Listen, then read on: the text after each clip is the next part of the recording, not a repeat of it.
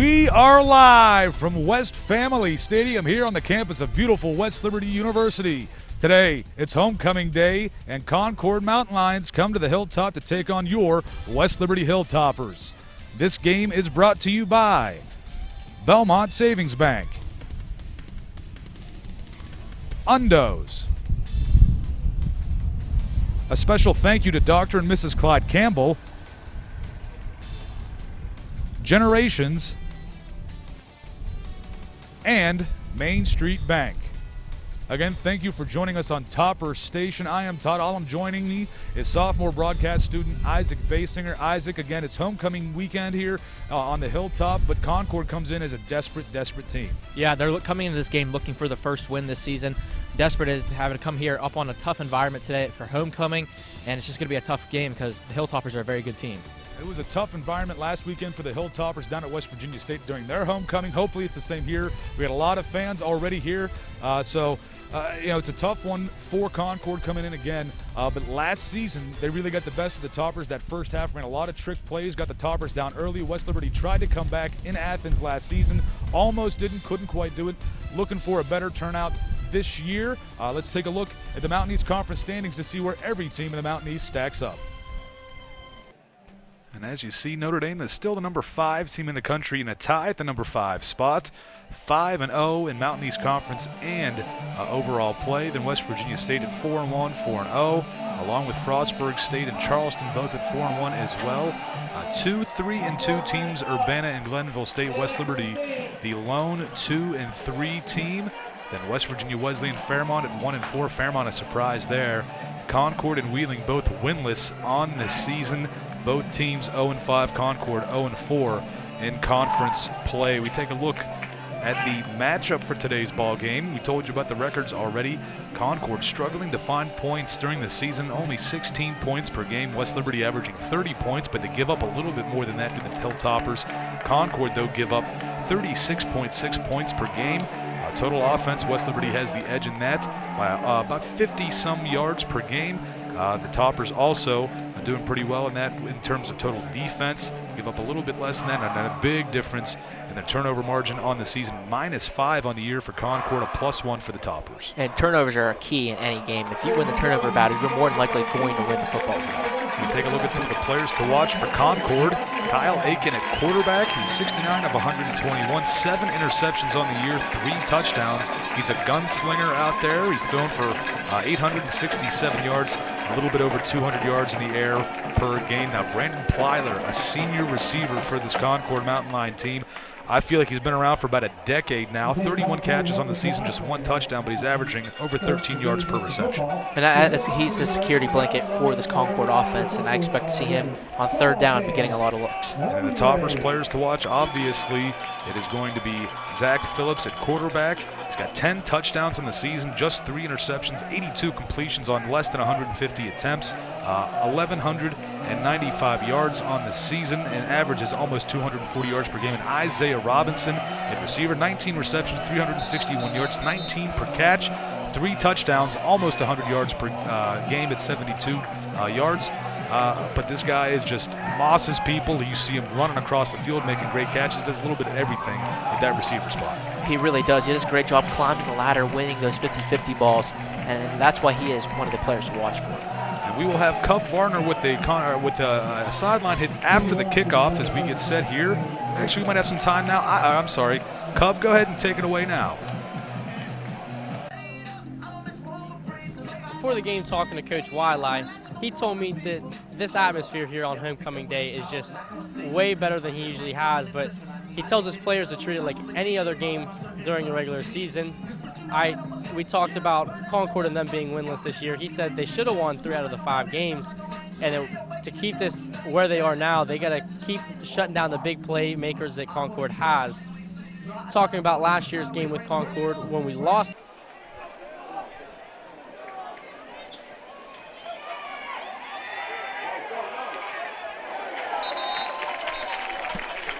Big hit there on the kick return. Good coverage there for the Toppers. Thank you, Cub. And always talking to Coach Wiley before the game starts. Good return for Concord. That was Tywin Pierce, number 14, on the return for the Mountain Lions. And here comes their offense. Kyle Aiken leading them out. Number 7, their quarterback. Also in their starting lineup is Joshua Maxwell in the backfield, number 24.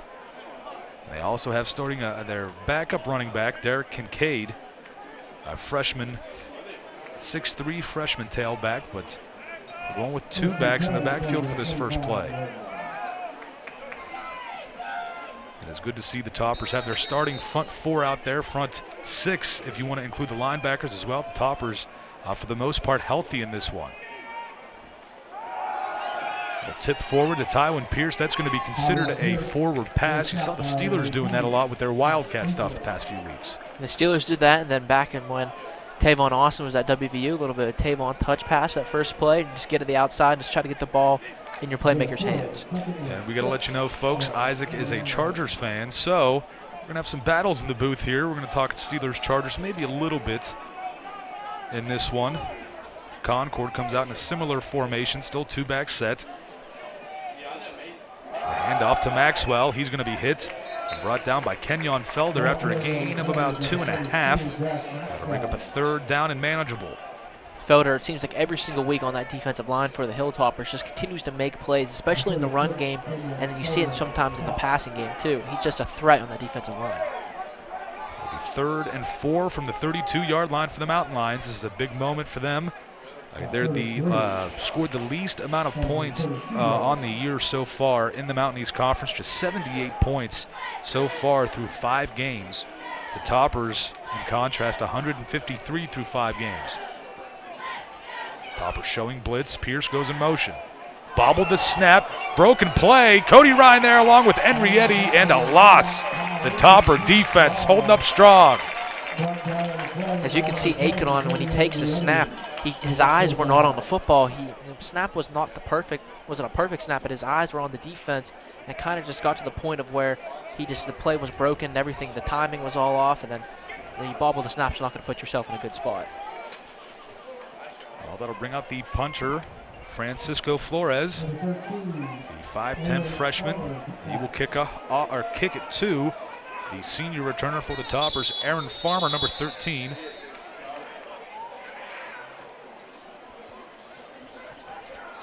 I believe a timeout will be taken by the Toppers. Coach Hill unhappy with that. A special teams miscue, some lineup problems there.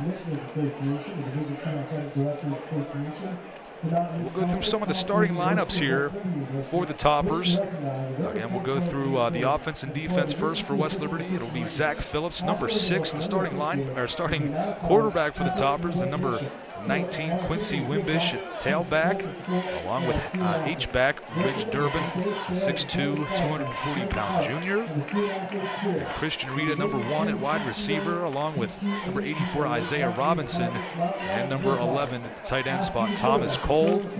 He's a sophomore, good player.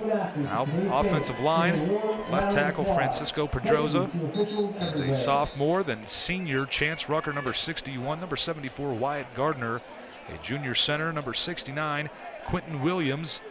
And then the right tackle, number 71 from Steubenville, Tyler Eli. We'll get to the rest of those after the kick. The D-line of the Toppers, Felder, Ryan, Henrietti, and Gilchrist, they had a big play on 3rd down. And a bobbled kick there, not very good. Is going to be picked up by Farmer at the 47. He's pushed out of bounds at the 39.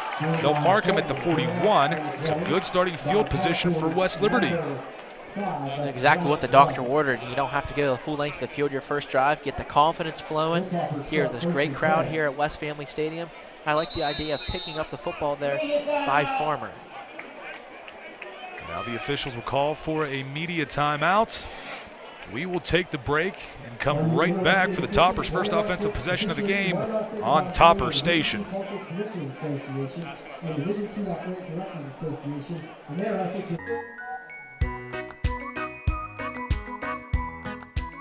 A lifetime of savings starts here. Belmont Savings Bank. focused on your future.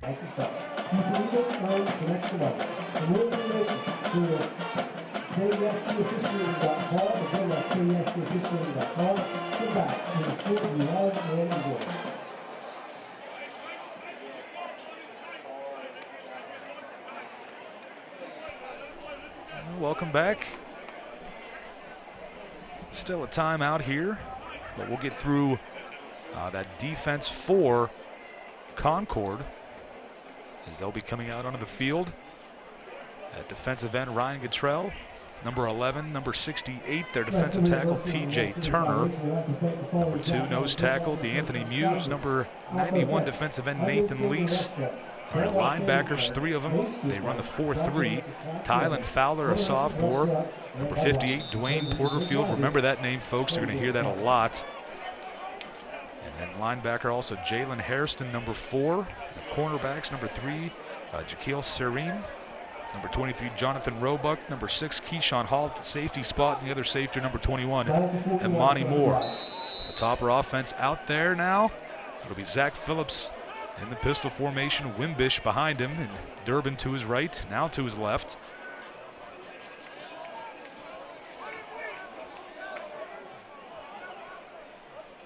Now Phillips back in the shotgun.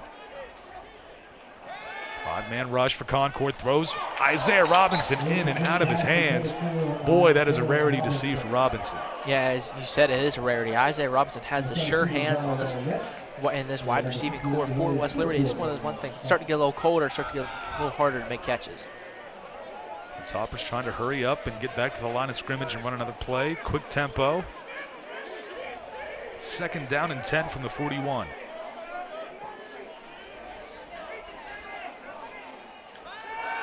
Phillips looking right, rolls right. Fires this one. Rita out of the reach. It'll go to 3rd down and 10 from the 41. That play, Zach Phillips had pretty much good protection for the most part. It's just great coverage by the Mountain Lions defensive backs. And just nothing was open, and he's had to roll out and try to make a play, and unfortunately was not able to.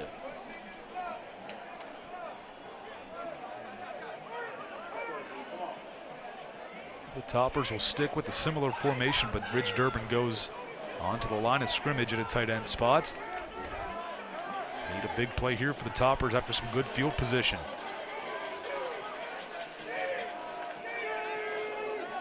Concord brings 4. Phillips looking, fires it. Pass is caught by Rita. He is brought down, but not before a gain of about 15 or 16. It'll be a 1st down Toppers. Great play call, great protection by the offensive line. Zach Phillips had an eternity to throw the football there, and then he's directing traffic, and he gets Christian Rita open, who always has those sure hands and makes a big 3rd down catch. Rita, a very, very reliable senior on this team. Phillips looking, pointing directions, tries to lob it up for Durbin. Pass is caught. Will they give him the touchdown? They do. Touchdown, Toppers. What a play that was for the Hilltoppers. Zach Phillips directing traffic, throws it up down the field to Ridge Durbin, who does a little bit of tip it to himself, stays in bounds, and makes the catch for the touchdown. As we will see here on the replay, Phillips sits there, directs traffic, off his back foot, fires it, goes up for the football. One hand tip, comes down with the other one in the end zone. What a play. The extra point for Owen Rosance is good. 7-0 early on for the Toppers in this homecoming celebration here at West Liberty University. We will be right back for more on Topper Station. Meet the dreamers, the caregivers, the creators, and the decision makers. They chose West Liberty University for their total college experience. Learn more at Black and Gold Day on October 16th. Get registered today at westliberty.edu/visit. Undo's Catering, family owned since 1953. With newly remodeled catering facilities throughout the Ohio Valley, Undo's can accommodate banquets from 25 to 700 guests. Undo's caters weddings, picnics, corporate events, holiday events, and job site drop-offs for the construction and oil and gas industry. Call 304-233-5566 today. Pride is our main ingredient. Undo's. Welcome back. The Toppers have a 7-0 lead early on here. Still 12:19 left in the first quarter. Ridge Durbin, what a catch that he made, the tip to himself. He was the leading receiver for the Toppers last year. Not quite this year. I have some other competition in that with Rita, and Cole, and Robinson. A lot of offensive weapons for the Toppers, so doesn't quite have to do as much as he did last year. But boy, he showed off on that one. He definitely showed why he was one of the leading receivers last year. He has those hands. He just went up and just made a play, and that's all you can ask. As most offensive coaches will say, a 50-50 ball is open, and that's exactly where Zach Phillips threw it. Durbin, you look at, he's a big guy, a strong guy. You'd think he's more of a blocking type of H-back or tight end, but you'd be surprised how athletic he really is and the type of skill and the hands that he has for a guy that has the amount of strength that he has as well. Rosance through the end zone for the touchback. It'll be 1st and 10 from the 25 for the Mountain Lions. And that Topper defense comes right back out. And the offense for Concord as well. We talked about their starting quarterback and tailback, their receivers. Number 85, Michael McNeil. 14, Tywin Pierce. He's already had a couple touches on special teams. And on offense, Brandon Plyler, number 15. He's another good one of those players to watch. And number 86, DeJour Davenport, the tight end, number 86. There's Kyle Aiken, empty set, but now the backs come in. Dual back set once again.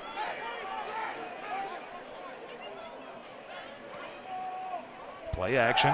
Aiken right side, throws it out and incomplete to Maxwell. Good play design, just too much pressure by the Toppers. As you see that when they bring those running backs back into the backfield, it's for Aiken to decide what coverage it is. He sees that when they come back and no one follows them, it's a zone coverage. Well, the Hilltoppers linebackers stay at the line of scrimmage, so basically keeping one as a cool quarterback spy and one needs to go back drop into coverage. Well, one didn't drop back into coverage, so it opens up the passing lane for the dump off, but just was not able to complete the pass. Aiken on 2nd and 10. Gonna hand it off to Maxwell. Felder is there to make the tackle immediately, though. A gain of just 2, so it'll be 3rd down and 8. The 27. And Kenyon Felder does it again. He does exactly what you're supposed to do on the defensive line.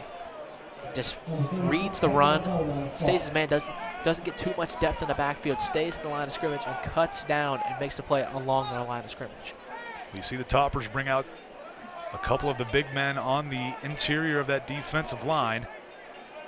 They bring in Jack Davis. We've seen Davis have some success blitzing or just rushing from the outside from that outside linebacker spot, defensive end.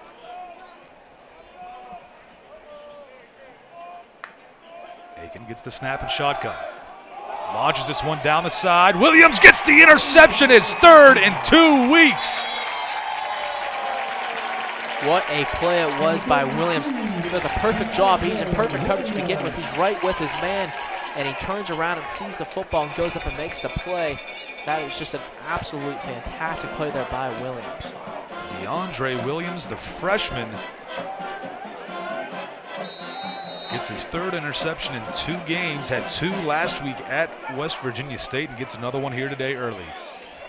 As you saw there, he just went up at high points of football. Does exactly what a receiver's supposed to do.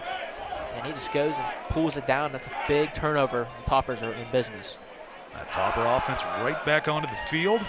Spot the ball at the 47-yard line. Play action. Phillips looking left, fires it down the field. Cole is there. Pass is caught at the 20. He gets brought down at the 10. Another big play for Thomas Cole. And was Thomas Cole ever open? He was streaking right down the field. And you know what? Zach Phillips put the biscuit in the basket, and that was right on the money. A big play for the Toppers. The Toppers go with twins to the right side. They'll have Cole and Durbin on the left. Wimbish in the backfield with Phillips.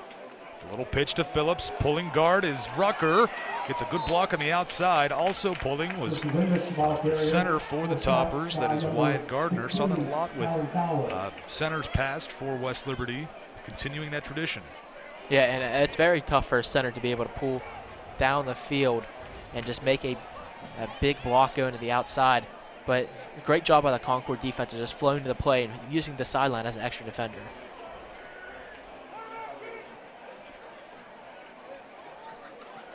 Phillips looking. He's going to have to run with this one. Goes to the left side. He gets pushed out of bounds inside the 5. They look like they'll spot it at the 3, but there is a flag.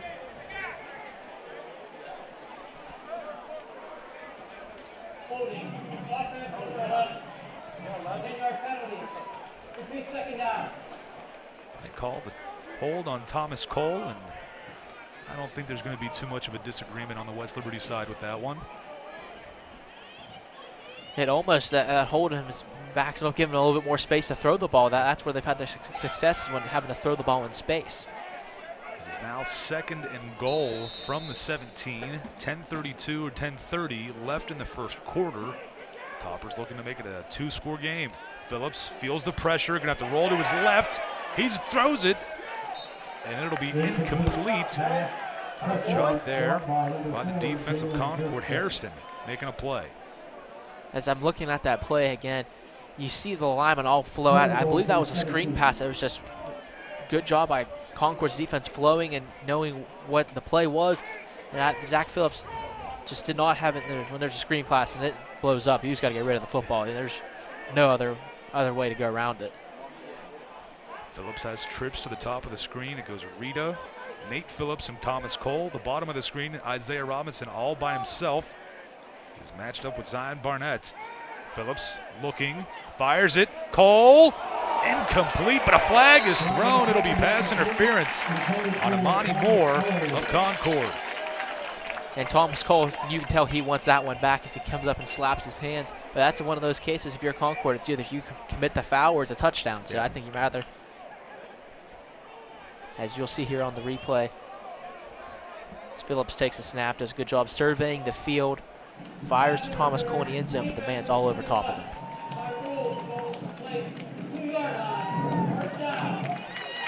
After the automatic first down, should be a 15-yard penalty. They'll spot it at the 2-yard line by rule. So the Toppers get a reprieve, and that holding call that pushed him back by Thomas Cole, he gets it in return with that pass interference, so it makes good. Savion Johnson into the ball game.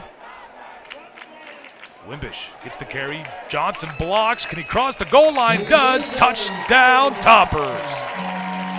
And it's the Toppers offense rolling. Great run there by Quincy Wimbish. He just runs. He gets stopped before the line of scrimmage, before the goal line, and churns his legs and is able to power through and get in the end zone for 6. Savion Johnson also gets a big-time block in there for the Toppers. Take another look.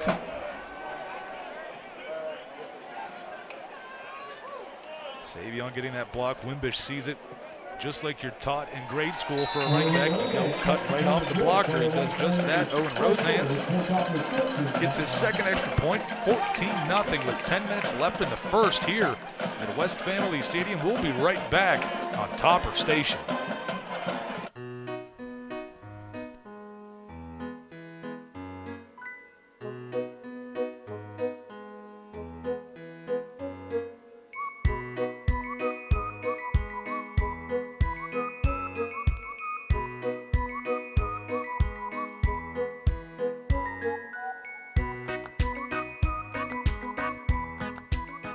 Lifetime of savings starts here. Belmont Savings Bank, focused on your future. Welcome back. Take a look at some of the stats so far for the Toppers. Again, it's 14-0 very early on here. Zach Phillips, 3 of 6, but 84 yards and a touchdown, a long of 43. Wimbish, just 2 carries, 5 yards and a touchdown. Thomas Cole, 1 catch for 43 yards. Durbin, 1 catch for 24 yards and a touchdown. And Christian Rita, the 1 catch for 17 in the first down. Zach Phillips spreading the wealth today so far. And only 5 minutes has been played here. And the Toppers have had it for 2 minutes and 5 seconds, where Concord has had it for almost 3 minutes already. Rosance into the end zone for another touchback. Topper defense comes right back out, set to do exactly what they've been doing so far. This Topper defense has played pretty well this year.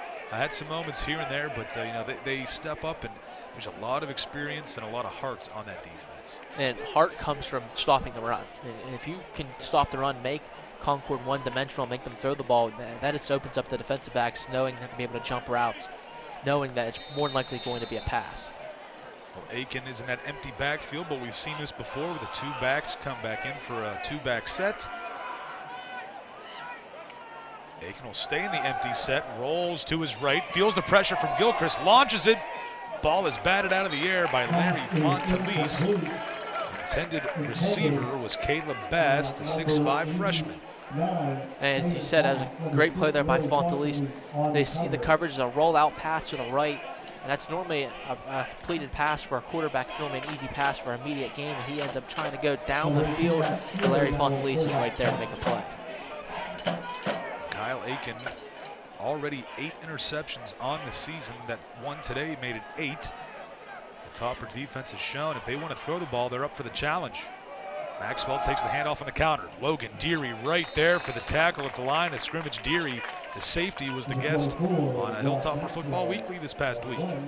He was the guest. He did a great job on the show, and he also does a great job making open field tackles, as you saw right there. He got low, squares his body, and makes a big-time tackle to force a 3rd and long. Where he's at right now, what you just saw him doing, that's where he's most comfortable compared to being on a TV show. 3rd and 8 at the 27, but I'd like to thank him for being on.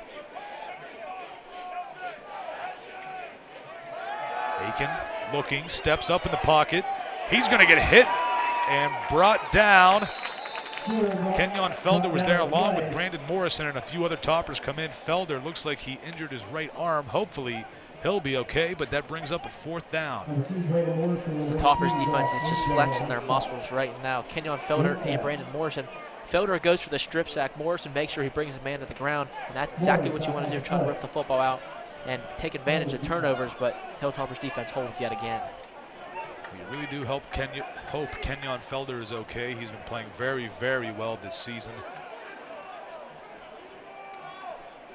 Flores back to punt this one away. Davis almost got a hand on it. A much better punt this time. And it'll be fair caught by Aaron Farmer. This will be the 3rd drive for the Toppers. Worst starting position at the 34-yard line. And usually that's not a bad territory to start a drive in, but that's so far in this ballgame the worst position West Liberty has started. They've got 2 touchdowns on 2 drives. As you said, if your worst starting field position is at the 34, something's going right for you in a football game. But let's see what they can do. See if they can continue that confidence and that flow they have so far. Toppers go with trips to the bottom of the screen. At the bottom is number 8 Dakota Williams, the redshirt freshman. Wisdom Jenkins, Thomas Cole, and Christian Rita. I'm sorry, it's Beliter up at the top. The handoff up the middle. Good chunk of yardage there, about 5 yards. Carry for Wimbish. The Hilltoppers start off this drive with a run, something they have not done very much here to begin the game. Really just trying to air the ball out, maybe decide, hey, air it out, try to get some big chunk plays, and then run the football when you have the lead. On that offensive line for the Toppers, Tyler Eli moves down to right guard. Austin Todd in at right tackle. Wimbish again off the right side, gets a few more yards. And I'll bring up the 3rd down and 3. Now this is where you have so many different options. Since you're running the football, I expect a play action pass here to be a little run pass option play. You gotta let Zach Phillips use his legs. I want him out of the pocket to make sure he has a chance to pick him up with his leg or with his arm. Now number 86, Kyle Ritz, into the ball game for Thomas Cole. And there might be some teams that watch film think when Ritz is in it might be a run, but we've also seen Kyle make some catches this year too, so you can't really just play it one way or the other. Play action. Phillips actually going to keep it himself, runs through the defender, and gets the 1st down. And that's exactly how you want to run the football. North and south, put your shoulder down. 3 yards in a cloud of dust, and you pick up a 1st down. What a carry there by Zach Phillips, and a great decision to take it himself. Yeah, it's 6'2", 205 pounds. Zach's not the smallest guy in the world, and You know his competitiveness. That one kind of reminds you of Dakota Conwell a handful of years ago for the Toppers, a former Division I linebacker playing quarterback. Phillips looking, fires. Cole is open, pass is caught. Oh, if he could have stayed in bounds, there was nobody in front of him, but the pass led him to the Concord sideline. They'll spot him at the 30-yard line, first down. As we'll see here on the replay, Zach Phillips, he has a security blanket in Thomas Cole. As he gets a snap, he stays in the pocket, and he fires Thomas Cole. As you said, if he was just able to turn his momentum upfield, he probably had a touchdown, but make sure you get the catch first and then take the touchdown if it happens. And the replay could kind of tell Phillips in the pocket. You saw his feet start to patter a little bit. No, and he had Thomas Cole wide open. Wimbish gets a gain of about 3. The tackle by Dwayne Porterfield. He is one of the bright spots on the defense for Concord throughout the year. Porterfield is. And he's the reason, one of the reasons why West Liberty is going to the air so much. You want to take him out of the game by making him drop back in coverage and not come up for runs. And I think that was the main purpose why they threw the ball so much in that first couple drives, just to push him back and have him not be up at the line of scrimmage. So it's 2nd down and 7 for Phillips and company. Play action. Looking down the middle of the field. Cole was there along with Wisdom Jenkins, but the pass is going to be broken up. Trying to get a number, look like Cameron Fannin, number 9, the junior safety on the coverage. It's just a simple crossing pattern for West Liberty. It's just they kind of both were going at the same time. They were almost at the same spot of the field, so the defender just drops off and just goes right there to make a play. So it's 3rd and 7 from the 27-yard line. 5:44 left in this first quarter. Toppers looking to go 3 for 3 on their drives. Sprint option left. Phillips finds Wimbish, but he drops the football. Started looking to run before he caught the ball. Incomplete. That brings up 4th. Owen Rosance onto the field. And Owen's got to try to kick a long field goal here. A cold day up here at West Family Stadium. Weather's gotten a little bit nicer, but for weather being a little colder, he's going to have to try to make this long field goal, which it looks like it's going to be just over 43 yards.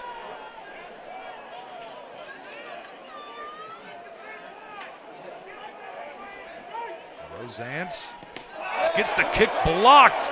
Nate Phillips trying to get to the football, cannot do it, but the Toppers do fall on top of it. Clay McDonald recovers at the 48. That is the first blocked kick this season for the Toppers. The pressure inside is what really gets the job done there for Concord. And also just a low kick. Rosance knew he had to get it in the air and make sure he had to get enough distance, but just a little too low coming off his foot. And it was just how to get your hands up, and that's exactly what you're taught to do if you play special teams and you're on the line. Now it's Concord's offense again. Aiken, play action, pump fake, fires it deep downfield. Pierce is there. It is caught at the 15. Ty Holmes brings him down. We'll spot him at the 9-yard line. Concord now in prime position. And I like the idea of taking a shot as soon as you get a big play to switch the momentum. You take it, you find Pierce down the field, and he's lucky he almost scored on that play. Great play there by Ty Holmes to bring him down. Trips to the top of the screen for Aiken. Looking right for Plyler. Ojo is there. Did he come down with that for the interception? He does! Josh Ojo! Josh Ojo, what a play in the corner of the end zone. He just goes up and says, that is my football. And what is, we'll see here on the replay, just a little bit of a fade pass. Aiken throws in the corner of the end zone, 50-50 ball, and Ojo says, it's all mine. And he takes the interception. The Hilltoppers are just right back on it. Unbelievable play for the senior cornerback to keep this a shutout so far. Josh Ojo, you know, during training camp, he's one of the most passionate guys, not just on the team, and not just in the secondary, but on the whole team. You want to talk about leadership, he is definitely one of those guys, and he is proving it on the field. Not only talks the talk, but walks the walk there for the Toppers. Yeah, he just does it. It seems like each and every week. He might not be getting interceptions, but he's making great plays, and this time he gets rewarded with the INT. Well, it wasn't that long ago we had a guy named Terrence Baldwin playing corner for us, and it was the Terrence Baldwin treatment. Now a flag is thrown, maybe for delay of game. As they're talking with Terrence Baldwin, the last couple years he played for the Toppers. Didn't say his name much because no one threw to his side. That's what you're seeing with Ojo this year. Definitely the Mountain East is on notice when Josh Ojo is on the field. So I think they're going to pick up this flag and let the play clock go. It was one of those, they did not reset the play clock, so no flag. Two-back set for Phillips. Farmer in motion. Savion Johnson with the carry up the middle. Nobody wants to tackle this guy. It takes the whole team, the whole defense, minus 2 guys to bring him down. Gets a gain of about 5 as he just pushes the pile. 2nd and 5 coming up. Savion Johnson is the definition of a power running back. He's just going to take it, and he's just going to put his head down and just get as many yards as possible. He's not going to be that home run hitter for the Toppers, but he'll get those yards he needs. Same play. Savion again pushing the pile. This time it's a gain of about 3.5, so it'll be 3rd. We'll call it 3rd and 1. And if Savion Johnson's going to continue to get carries like this is how you're going to wear down teams going towards the end of games, or just really imposing your will. Just we'll pick up 4 yards, 3 straight plays, and pick up a first down, and just continue to do that. More of a pistol formation.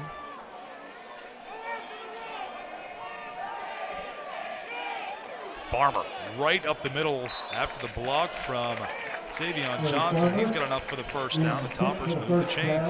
Aaron Farmer on that carry is the definition of 0 to 60 in 2 seconds. He took that carry. He was at full speed before he got to the line of scrimmage, and you knew he was going to pick it up because there's no one else going to be able to stop him.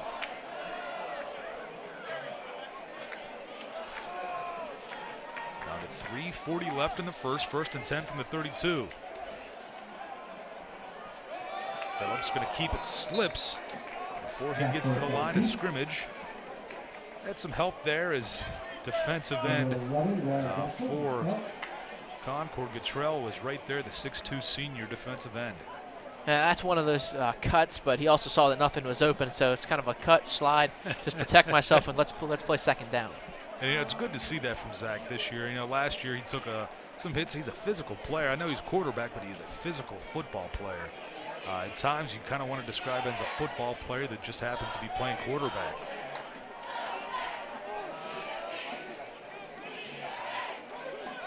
Concord brings 5. Phillips down the middle of the field. Too long for anyone as Christian Rita was the closest man there, but just too far ahead of him. Bring up 3rd down and 10 from the 32. I like trying to take a shot here. It seems that sometimes you can be too predictable when you take shots on 3rd down, you take shots on 1st down. Sometimes 2nd down, normally known as a running down, you take your chance down the field, just barely overthrows Christian Rita. So the Toppers come out with 2 receivers to the top of the screen. 1 at the bottom, it is Isaiah Robinson. Thomas Cole, tight end on the line of scrimmage on the right side. Farmer, his tailback. Phillips looking left, fires it to Cole. Can he get enough for the first down? He's pushed out of bounds at about the 39. He is going to be short of the first down by a few yards. And the punt team will come on for the Toppers. See part of that punt team running out. For the Toppers is number 50, Zach Hott, the junior defensive lineman. He is one of the candidates for Homecoming King today, this afternoon. Let's see if a football player can get it. A fake punt for the Toppers. Johnson pushing the pile again. He's got enough for the first down. A great acting job by Reed Ryder. And Coach Hill, he's got something in that bag of tricks of his. Savion Johnson takes it, as I mentioned. Not many people are going to bring him down, especially when you're not ready for him. And Savion Johnson just turns those legs and falls forward for the first down. You know what? When some things are going right, when it rains, it pours. That's still early in this ball game. Still 2 minutes left in this first quarter, but a little bit demoralizing for Concord there on those type of plays. Yeah, you definitely have to go back, and now you have to watch it for the rest of the game. And you're not going to be able to get as good of a rush on special teams. Play action for Phillips, has Cole down the left side. Pass is caught at the 30, tries to make a man miss, still running at the 20. Stiff arm, he is brought down after that at the 11-yard line. Thomas Cole again. Thomas Cole on the wheel route this time, and he's wide open yet again. Zach Phillips is dropping him in there. He must want to go to the bank or something because he's dropping dimes right now. And Thomas Cole just comes down and says, get off me, and it's going to take multiple guys to bring him down.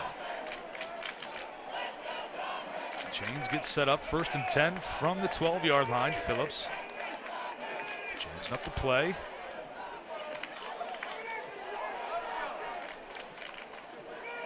He's going to keep it himself in the quarterback lead dive. A gain of nothing. He is brought down hard after the whistle. Most of the time you'll see that play be thrown for a flag because you just don't want him to start those type of plays there. But a read option play, it was more of a mid, up the middle option play. Makes a read. I made the correct read, but when you have such a great linebacking court led by Porterfield, it's going to be very tough to pick up any yards going up the middle. Tackle was made by, or at least Phillips taken down by Muse, the defensive lineman number 2. Play action, quickly fired to Robinson, but it was tipped in the air. Great job by Tylen Fowler, number 16. Good things happen when you put your hands up, and that's exactly what he did. Robinson was open for the touchdown. If he doesn't get his hands on the football, that was an easy 6 for the Toppers. So it is 3rd and 10 from the 12-yard line. 39 seconds remaining in the first quarter.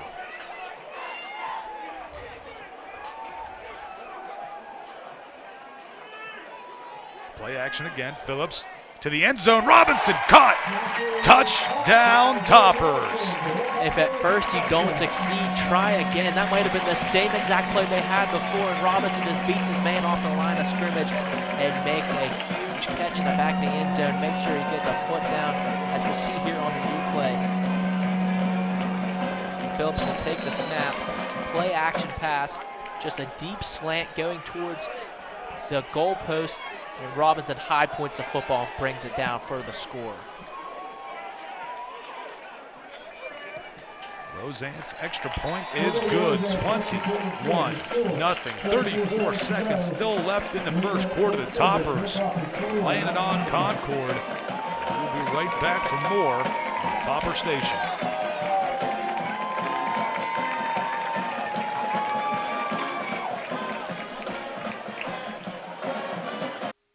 More than ever, people are busier and need to stretch a dollar. Main Street understands. We believe a bank should help.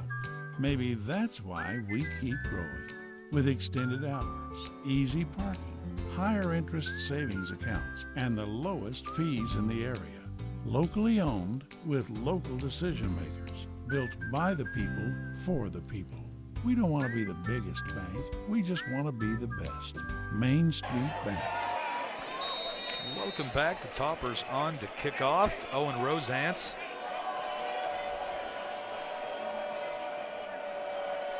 Three for 3 in extra points. Had the 1 field goal blocked, but Rosance has been as dependable as anyone on this team in his, I guess, year and a half now, as we're midway through this 2019 season. Another touchback for Rosance. And I don't know if Concord will even get an opportunity to return this. You saw Kevin Moss, number 20, just kind of stand there like, I'm not going to even get a chance to return any of these kicks today. That's also credit to the Toppers special team unit coming up and making good tackles most of the time.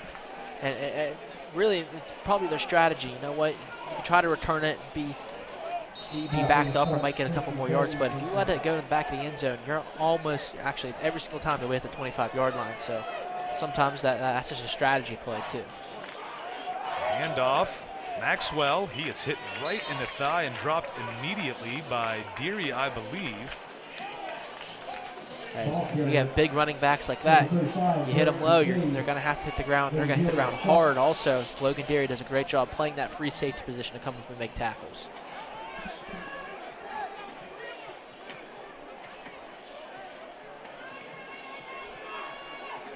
Pierce goes in motion. The handoff again for Maxwell. He's got some room. He gets the first down. Run there. I'm sorry, that was Derek Kincaid, number 35.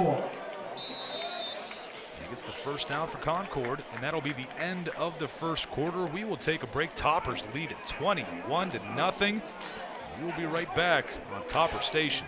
Please direct your attention coming out to the 30-yard line.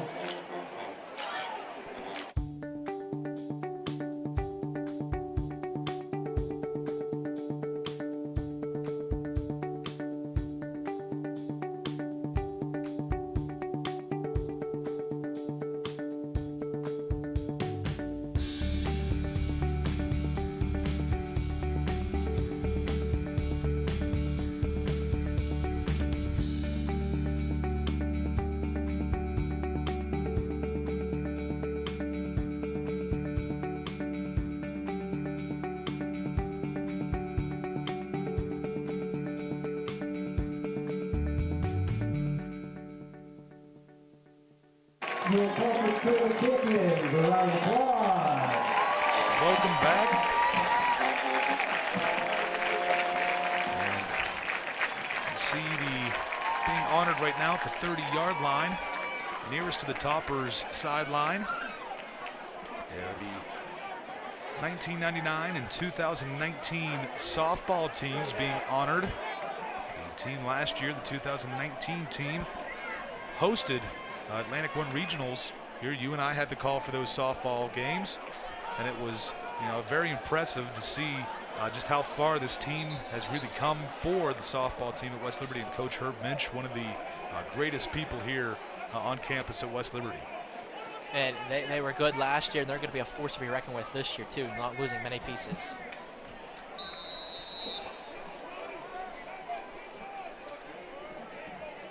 Trips to the top of the screen for Concord. Aiken hands it off. He is going to be brought down immediately. Clay McDonald not fooled one bit. Kincaid taken down behind the line. And Clay McDonald is one of the best linebackers on this team, as there is a flag on the play.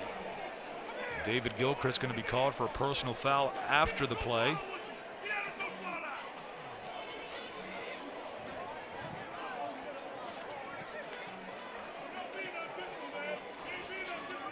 So after stopping Kincaid in the backfield,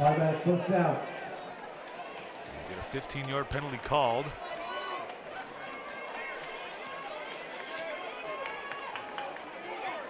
Move Concord into West Liberty territory.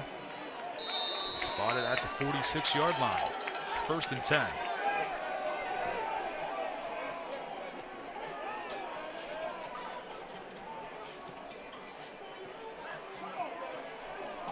Kincaid hands off.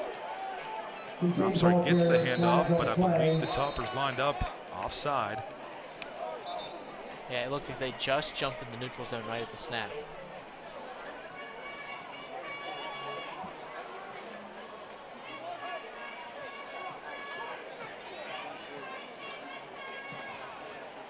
Movement before the snap on West Liberty. Penalty on the Toppers. They'll move it. 5 yards on the encroachment. It'll stay 1st down. Concord being aided by West Liberty mistakes.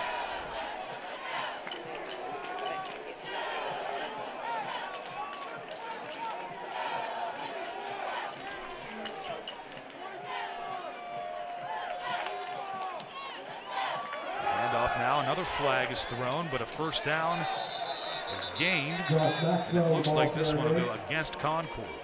I believe it should be, as the official is signaling a legal shift. I thought it was something of that nature. It was definitely a pre-snap penalty.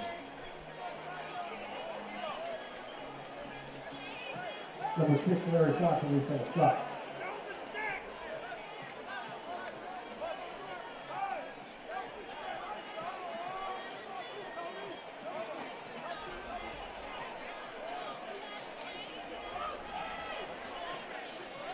So 1st and 5, back to 1st and 10 at the 46. So we're right back to where we started.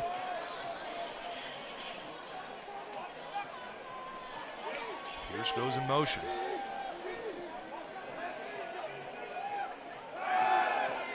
Wide receiver screen for Pierce. Deary right there, rips the ball out, it's loose, picked up, and they're going to say he was down. I don't know if he was or not. That was very close, but Logan Deary, the ball hawk, does it again. He comes up and makes a tackle, and he starts ripping at the football. As I agree with you, Todd, when you start seeing a guy rip at the football and then the ball comes out and you call him down, I don't know about that one. That one could have been a fumble, but it doesn't go the Toppers' way this time. Yeah, we don't get the benefit of replay here at the Division II level. 2nd and 5 from the 41.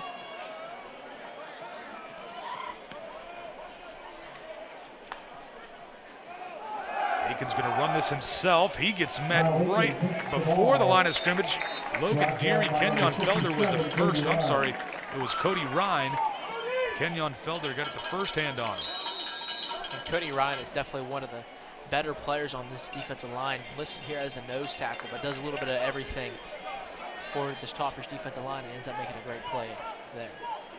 Aiken has to come out into the ball game now. Matt Shearer, number 18, the 6'4", 215-pound redshirt freshman at quarterback. 3rd and 6 from the 42.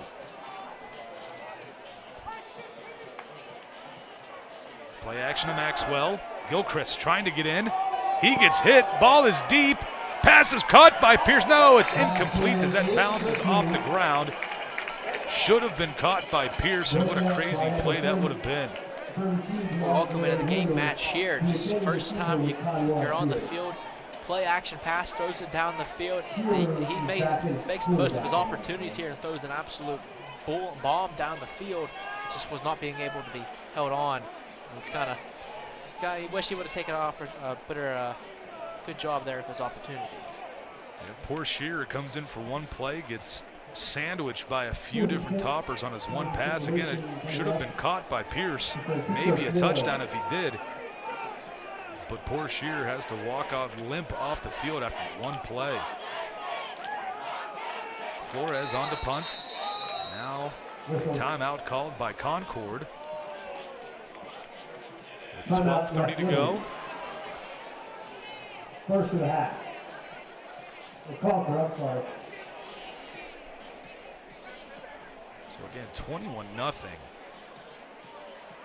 In that first half, the Toppers, just a tremendous job. They scored on almost all of their possessions. We've got Cub Varner down on the field. The sideline hit. Cub, take it away. With West Liberty scoring on their last 2 trips to the red zone, that makes them 20 of 21 this season, leading the whole MEC in red zone scoring. Todd and Isaac, back to you guys. Thank you, Cub. And we were just kind of alluding to that, the Toppers have done a great job in the red zone this year. Coming into the game, they were 18 of 19. Now, 20 of 21. And there's a reason why it's called the red zone, because that's where you have to win games. If it didn't have a special name, it probably wouldn't mean anything. I like that. Back deep to return for the Toppers, Aaron Farmer. Again, Flores on to kick. It's 4th and 6 from the 42. 12 and a half left in this first half. It's a nice boot. And that will go into the end zone for the touchback. But Flores gets a nice kickoff. Toppers start 1st and 10. Well, we've seen the Toppers be able to do a little bit of everything today. Still haven't seen any big long runs. We're not complaining by any means with the score 21-0 so far. But we'll see what they try to, if they just continue to go with the game plan they've had, if they try to run the ball a little bit. That'll be interesting to see. They will start this at the 20-yard line, 1st and 10. As I think a key thing for West Liberty, you're up 21 points here in the first half. Don't start to get conservative. Just continue to play your offense. And your defense is getting the job done right now. So if you continue to extend your lead and just go down and put points on the board, then you're going to really help yourself out here, help yourself in further games too. We'll take a look around the Mountain East Conference right now. Some of the other scores. All the teams are playing right now in the Mountain East. No games were on Thursdays, or no game was on Thursday this week. Every game being played right now in the Mountain East Conference. Fairmont State leading West Virginia Wesleyan 14-6 in the second quarter. Wesleyan again looking for their first victory of the year. Fairmont I'm sorry, it's Frostburg State that is up on Wesleyan 14-6. I see that FSU and I can't help it. It's always Fairmont. So Frostburg is up 14-6 on West Virginia Wesleyan. Fairmont State is up 17-0 on West Virginia State at Fairmont. McKendree up on Wheeling 14-7 at Wheeling. Glenville and Urbana tied at 3 at Urbana, and Notre Dame with the lead 35-17 about a minute before halftime over Charleston at Charleston. Phillips, play action. Fires this one to Cole, wide open again, caught at the 38. Pushes his way to the 40. They'll spot him at the 41-yard line. Another big game from Thomas Cole. Cole already over 100 yards in this ballgame. Just another chunk play. It seems like he runs his route and he always finds a soft spot in the zone. It always seems like he's open, and he has those sure hands and makes a catch and always makes sure to fight for extra yards. Now it's 1st and 10 from the 41. 12 minutes left to play in this first half.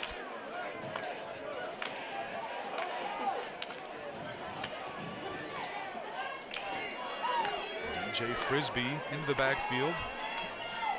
Number 34, he's had some big plays this season. Play action to him, quickly thrown to Christian Rita, tries to make a man miss, almost does. Good job by Serene on the tackle for Concord. It's 2nd down and 5. Yeah, it's just another one of those cases here. He's very quick off the line of scrimmage, gets good release. He's gonna catch those medium passes, but eventually he's gonna do maybe an up and down the field route, so something that might be alluding to something later.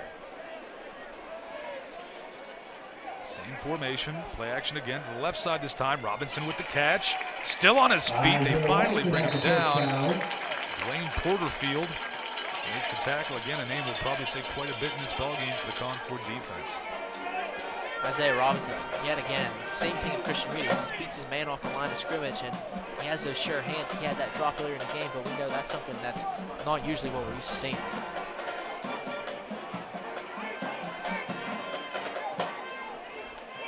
Up the middle for Frisbee. He is met quickly and brought down after a gain of 1. It'll be 2nd down and 9. Fowler, the man in on the tackle for Concord. And you have to give credit to the defensive line there of Concord, just for the fact that Frisbee is a home run hitter. You get him in space, it's very hard to bring him down, but when you take away that space right off the get-go, it can be very hard for him to get anywhere. Twins to the right side, tight ends to each side do the toppers.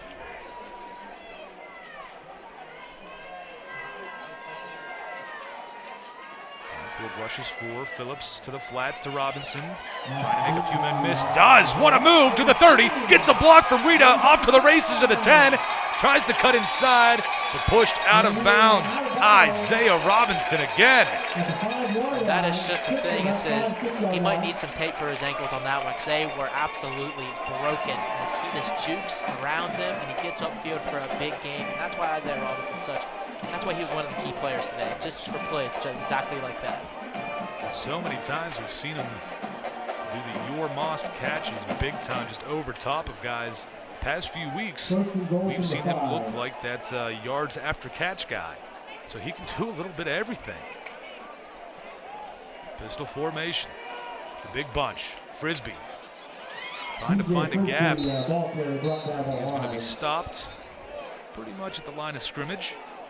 It'll be 2nd and goal from the 5. I like them trying to switch it up. They've been very pass heavy so far today, and that's led to some holes in the running game. Not this time. A great play by the front 7 of Concord. See if the Toppers can continue those great red zone numbers. There'll be an official's timeout. And it looks like they're going to force the teams back onto the field. It's just for an equipment problem. I believe it was number 2, the defensive tackle. I'm sorry, nose tackle, D'Anthony Hughes, the senior defensive lineman for Concord, that had to come off.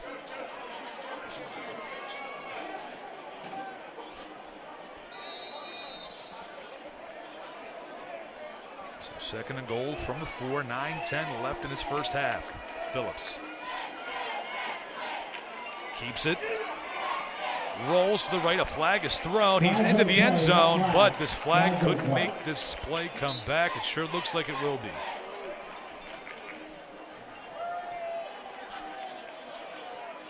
That's back on hold. As it is holding against the Hilltoppers. Going to be 2nd and goal from the 14, if I can believe and do my math correctly. Yeah, people, we need to get a little bit more credit than what we're used to of being broadcasting people. Math's not our specialty. Oh, absolutely not. So the Toppers come out with a more skillful group of players as some receivers go in for some of the big guys. Wisdom Jenkins back out there. As you said, it will be 2nd and goal from the 14.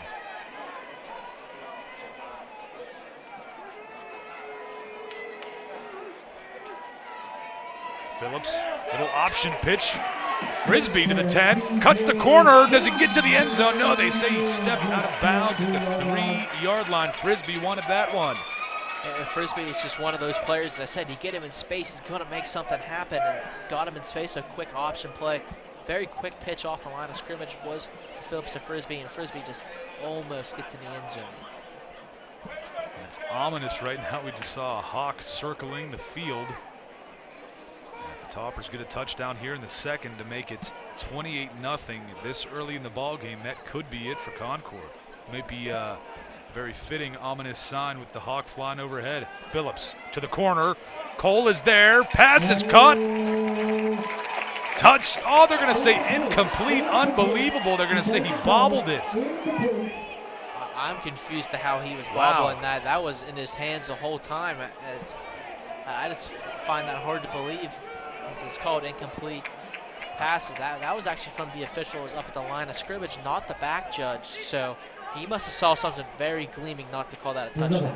I'd love to take another look at that if we have it. But it looks like the Toppers are going to waste no time to run another play on 4th and goal from the 3-yard line.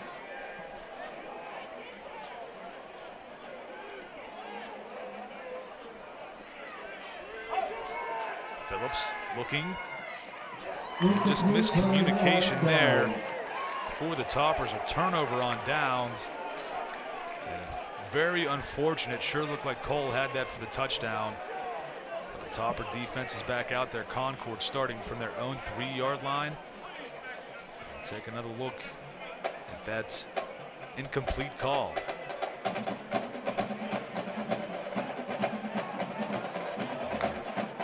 Ball in his hands there. And you know what? I think it's a good call. You saw him bobble it right there at the end before he drops to his knees, kind of double clutch it. I can kind of see where the official's coming from. A tough one to swallow for the Toppers, but you can see a little bit of it on replay there. You can kind of make a case for it. So 8:16 left in this 2nd quarter. Aiken under center for the first time.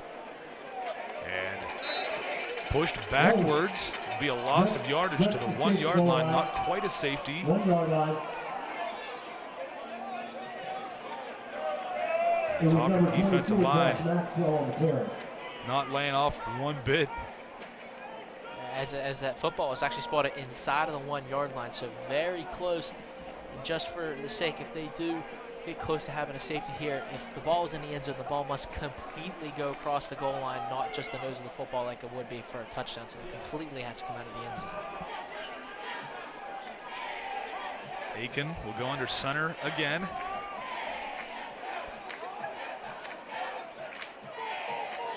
The handoff. He's going to be hitting the backfield. It's going to be a safety for the Toppers, 23-0.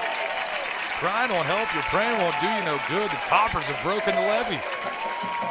Todd, what a call there by yourself, but a great job by the defensive line. I guarantee you Coach Hill down there is ecstatic. As we'll have a replay here of that last play. Just trying to do a simple dive up the middle. It's just nowhere to go. The defensive line does a great job.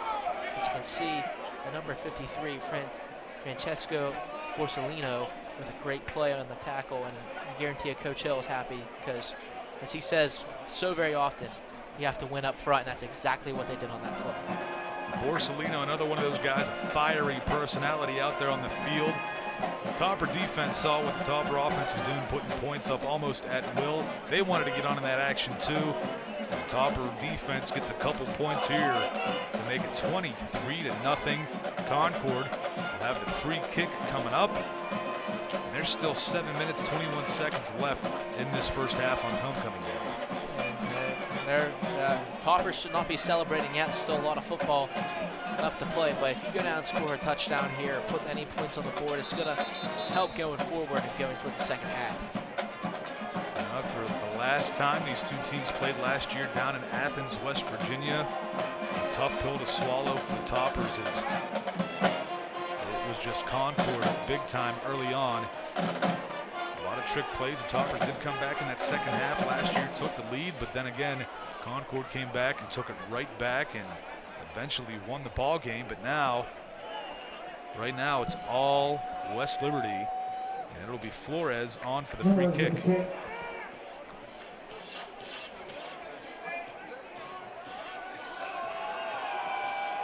Coming into this game for Concord's offense, Tylen Pierce, number 14, and number 15, Brandon Plyler, ranked 17th and 19th nationally in receptions per game at both over 6 receptions a ball game. This free kick will let it bounce, taken by Robinson.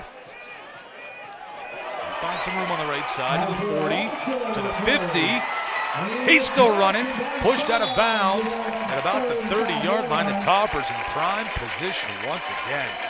When I mentioned earlier in the game when it rains and pours, it must be, there might be a torrential downpour right now from that Concord sideline. It seems like everything's going right now for the Hilltoppers. I know it was a great return there for Robinson. Does a little bit of everything for West Liberty now. Not just the big time go up and go get a ball at its highest point. Does a little bit of everything after the catch even, but again, going back to those receivers for Concord, 17th and 19th in the country in receptions per game. Pierce, just 2 catches in this game, and that's it. No other receiver has a catch. Aiken is 2 of 5. Shearer is 0 for 2. So just 2 completions so far in the first half for Concord's offense. Phillips looking for another one for him. To the end zone. Pass is going to be tipped away, almost intercepted, but the Toppers was Anthony Smoot, the 6-foot freshman. Does a good job of playing defensive back as a receiver. Yeah, if he doesn't try to swat that ball away, that's going to be intercepted. The momentum might just switch a little bit, but Zach Phillips very fortunate on that play, but still lived to play another down. So it's 2nd and 10 from the 29, 7:04 left in the second quarter. Flag is thrown. It'll be a false start on West Liberty.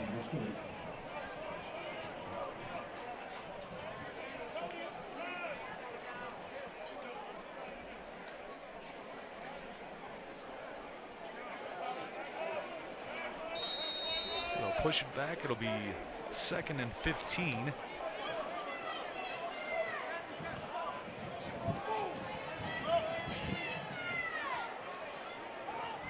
Phillips, the draw to Wimbish. We saw this at West Virginia State last week. Wimbish almost gets the first down. A gain of 14. 3rd down and 1. And with the Hilltoppers throwing the football so much, being more of an air raid offense so far, that's going to open up the draw plays. And that's exactly the perfect time to call it when you're backed up behind the sticks, just to get so many yards to put yourself in a good 3rd and manageable situation. They'll call it 3rd down and 2.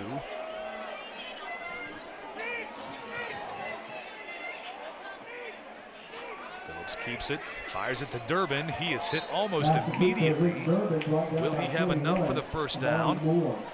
It's going to be just short.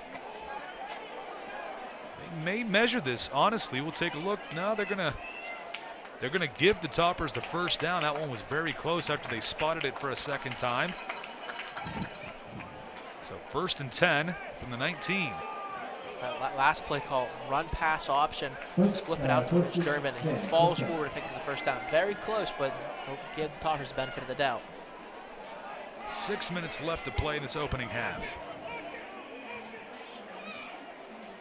Play action, Phillips to Durbin. Pass is caught. Touchdown, Toppers. Oh, and Rich Durbin has done it again. A little bit of a toe tap there in the end zone as he just makes another great play. Zach Phillips was hit after the throw. No flag. Coach Wiley wanting a roughing the passer call, did not get one, but Phillips is up and walking off the field under his own power, so Zach looks to be okay. And Roseanne's on to try to make this 30-0 early in this ball game.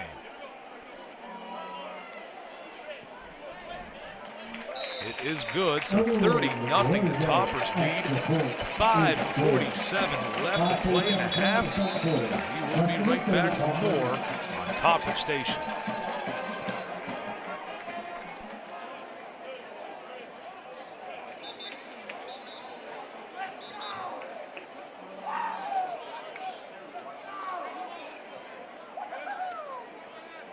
Again, a reminder that half will have the wall of honor, honorees recognized, as well as the homecoming court.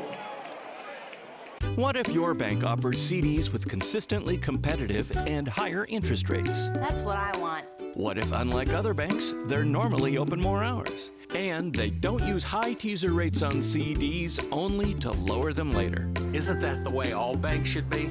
And even more, several of their CD accounts have some of the best interest rates. That's money in the bank.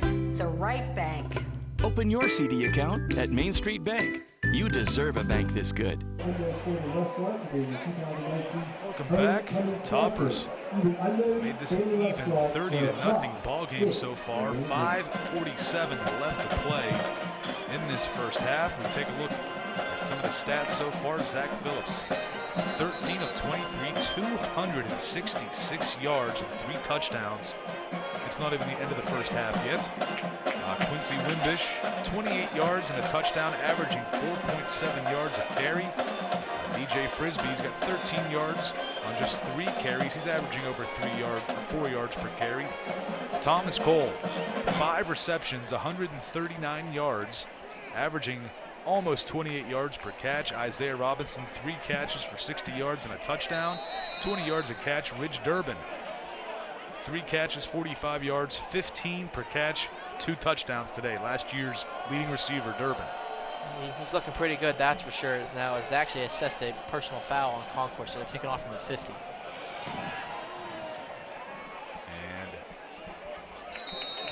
And was the personal foul for the late hit? I'm assuming, I don't know, on Phillips, the quarterback, after the touchdown.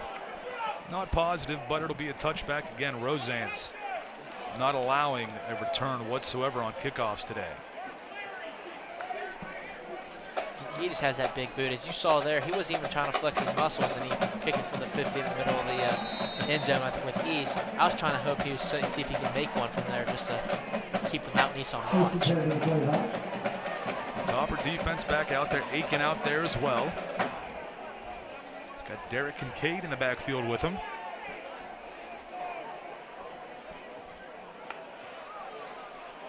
Aiken fires this pass in and out of the hands of Plyler. Makes it 2nd down and 10 from the 25. Aiken's throw was just behind Plyler there. He actually had a good route, beat Ojo off the spot there, but just could not complete the pass. Throw was just behind him.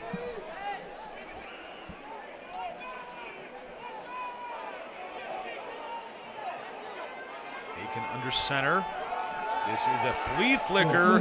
Fires it for Pierce. There's a flag down by the line of scrimmage. Holmes is going to try to catch him. Gets him down. He'll spot him at the 13, but let's wait and see what this flag is. Way back behind the line. It looks like everybody's coming back, so this looks like it's on Concord.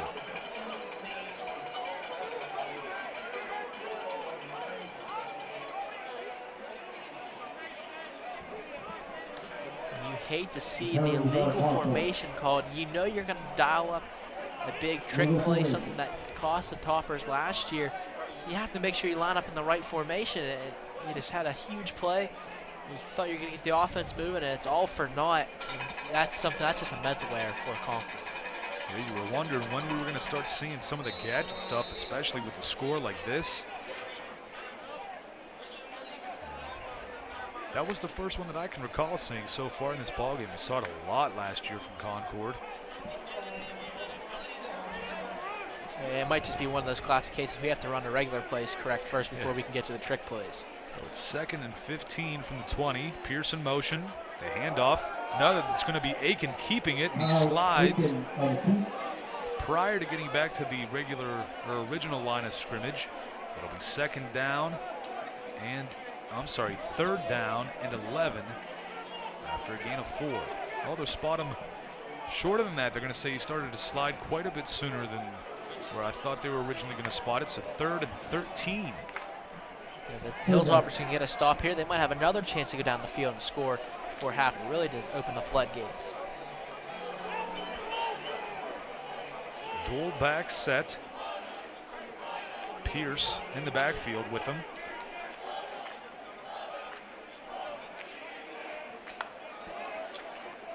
Play action for Aiken. Fires right side. Pass is going to be caught. A 1st down for Concord. Good catch there for Michael McNeil. Well, I'm sorry. It will be McNeil. I believe that was 85 on the catch. It was. Yes, he made a nice catch there and went up and caught it with knowing there was going to be pressure behind him, but just the fact they were able to pick up a 1st down is a positive for Concord. Makes it 1st and 10 from the 38. 4:10 left to play in the first half. Aiken under center once again. This may be a gadget play. Otherwise, he is either in pistol or shotgun.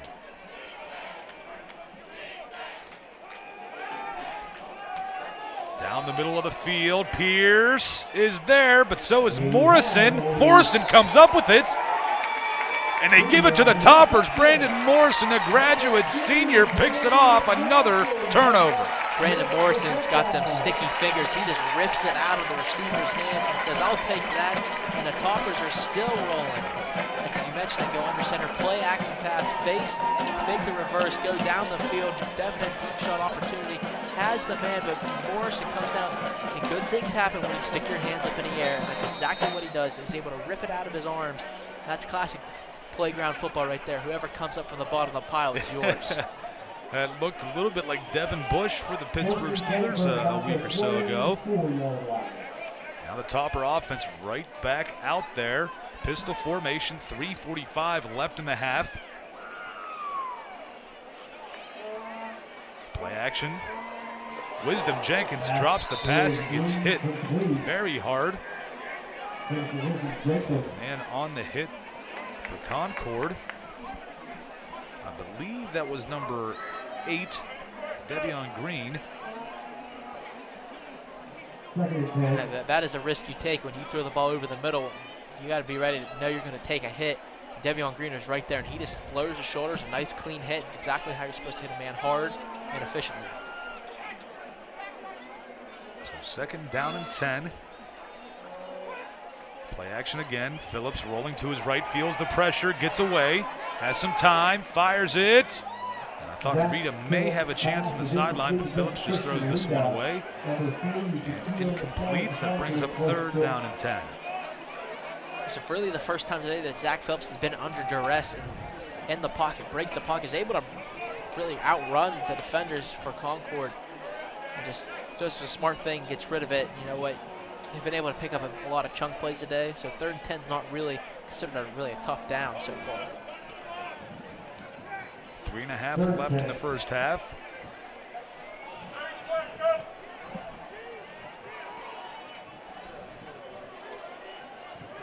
Robinson and Ritz at the top of the screen.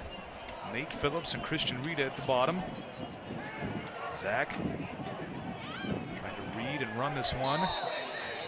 So we're going to gain a few. That'll bring up 4th down.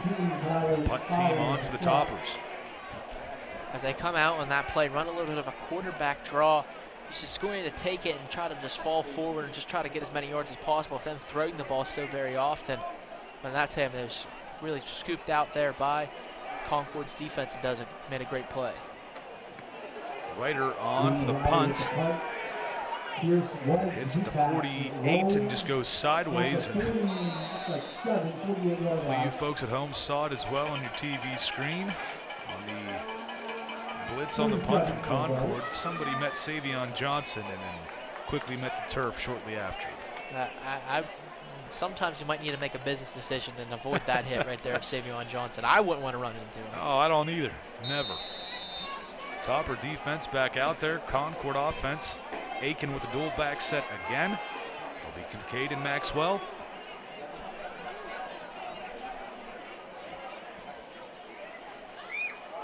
Hand off to Maxwell. He breaks a couple tackles, trying to get a couple blocks downfield. Larry Fontelise finally brings him down, but not before a gain of 9, 2nd and 1. And I think you ought to give credit to number 89 on Concord's offense, Caleb Bass, because he might have had a partial tackle on that play. So it's 2 minutes and 25 seconds left. Topper show the blitz. Here comes McDonald and the rest of the Topper defense. Penetration by everybody. And a loss of a bunch of yardage. That'll bring up 3rd down and 6. That's just called a gashing on the defense, on the offensive line. You just got gashed. Every single man got beat for them on that play. Not something you want to see if you're the offensive line coach, that's for sure.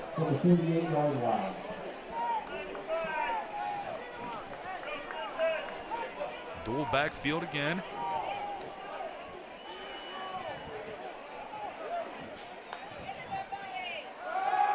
Aiken looks left, fires this one, and out of the reach of his intended receiver, Caleb Bass. Bring up 4th down. And it looks like Concord will punt. The last defensive play for the Hilltoppers go with a little bit of zone coverage, something we don't really see that often from the Hilltoppers. Too high safety. Actually, that was a good decision, just could not make the throw, because they actually did find a soft spot in that zone.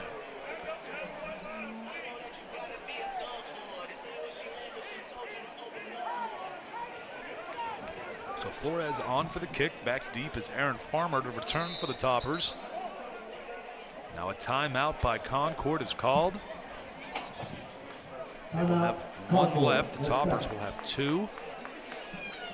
And just taking a look here at homecoming day at West Family Stadium. The crowd looks pretty good. The hillside behind the goalpost as well, packed. I believe, I could be wrong, help me out here, are those the fraternity and sororities? Todd, you are correct there, as they're waiting for the halftime decision to decide who is homecoming king and queen. That's always a big day here on campus and everywhere to find out who homecoming king and queen is. It's kind of a big deal. Both the teams back out there ready to play.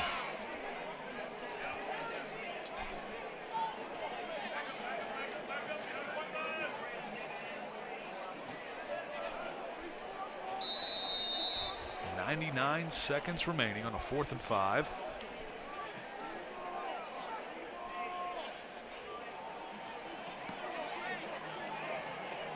Flores' kick is going to hit Farmer. The ball was loose. It looks like Farmer will recover. Luckily for the Toppers, with just 89 seconds remaining now to not give Concord the ball on the doorstep. Crisis averted, definitely. Now I expect that might have changed the game plan of what the Toppers are going to try to do here on offense. They were able to move the ball very well so far. Well, Concord only have a 1 timeout. I say you just run the football. You're up 30 points. You take your 30-point lead and be happy so far. The offense back out on the field.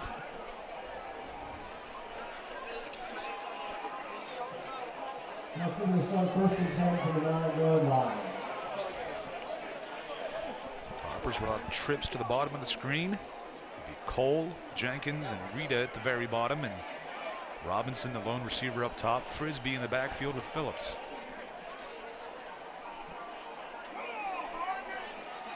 Play action, quickly thrown out to Cole, has to jump up to get it, incomplete.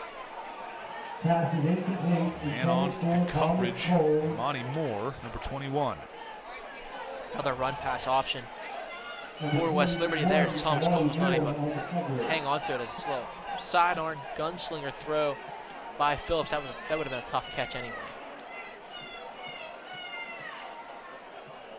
Phillips looking left, fires at Cole, gets the catch.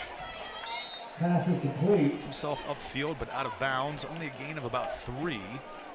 So 3rd and 7 coming up. Clock stopped at 1:19. Here's Thomas Cole. Third down. Makes you wonder if Concord's ready on their side. If they get the football back, they might have a chance to go down and try to put some points.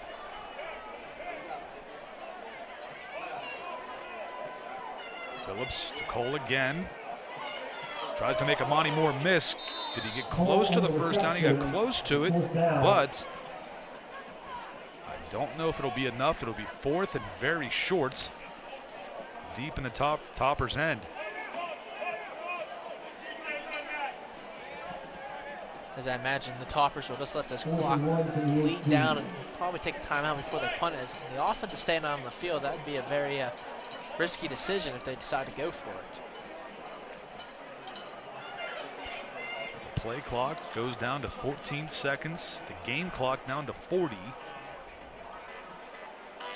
So it looks like Coach Wiley will let this roll down as far as he can, then call a timeout. That is exactly what he does with 1 second left. 28 seconds left in the half. And the punt team will go out for the Toppers.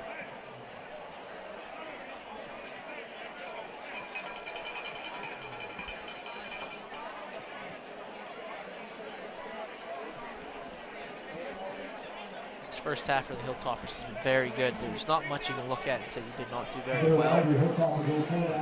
Most of the time, you score 30 points in the first half, you're going to be leading the game. And almost all the time, if your defense holds a team to 0 points, you're going to be winning the game. So everything's working so far. Just the key thing is going to be if they're going to be able to keep that up in the second half. I'm sure Coach Wiley is hoping that will happen. It'll be Pierce back to return this righter kick.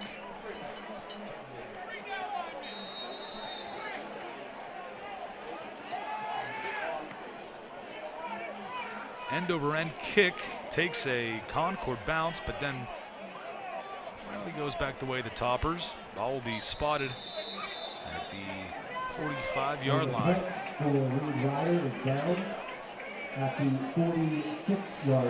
27 seconds remaining here in the first half. It's not out of the question that they're going to have a chance to try to go and score. Almost close to Hail Mary range.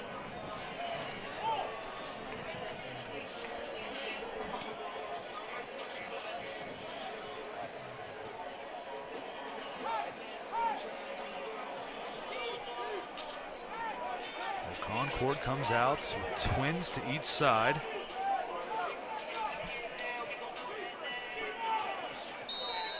Maxwell in the backfield with Aiken.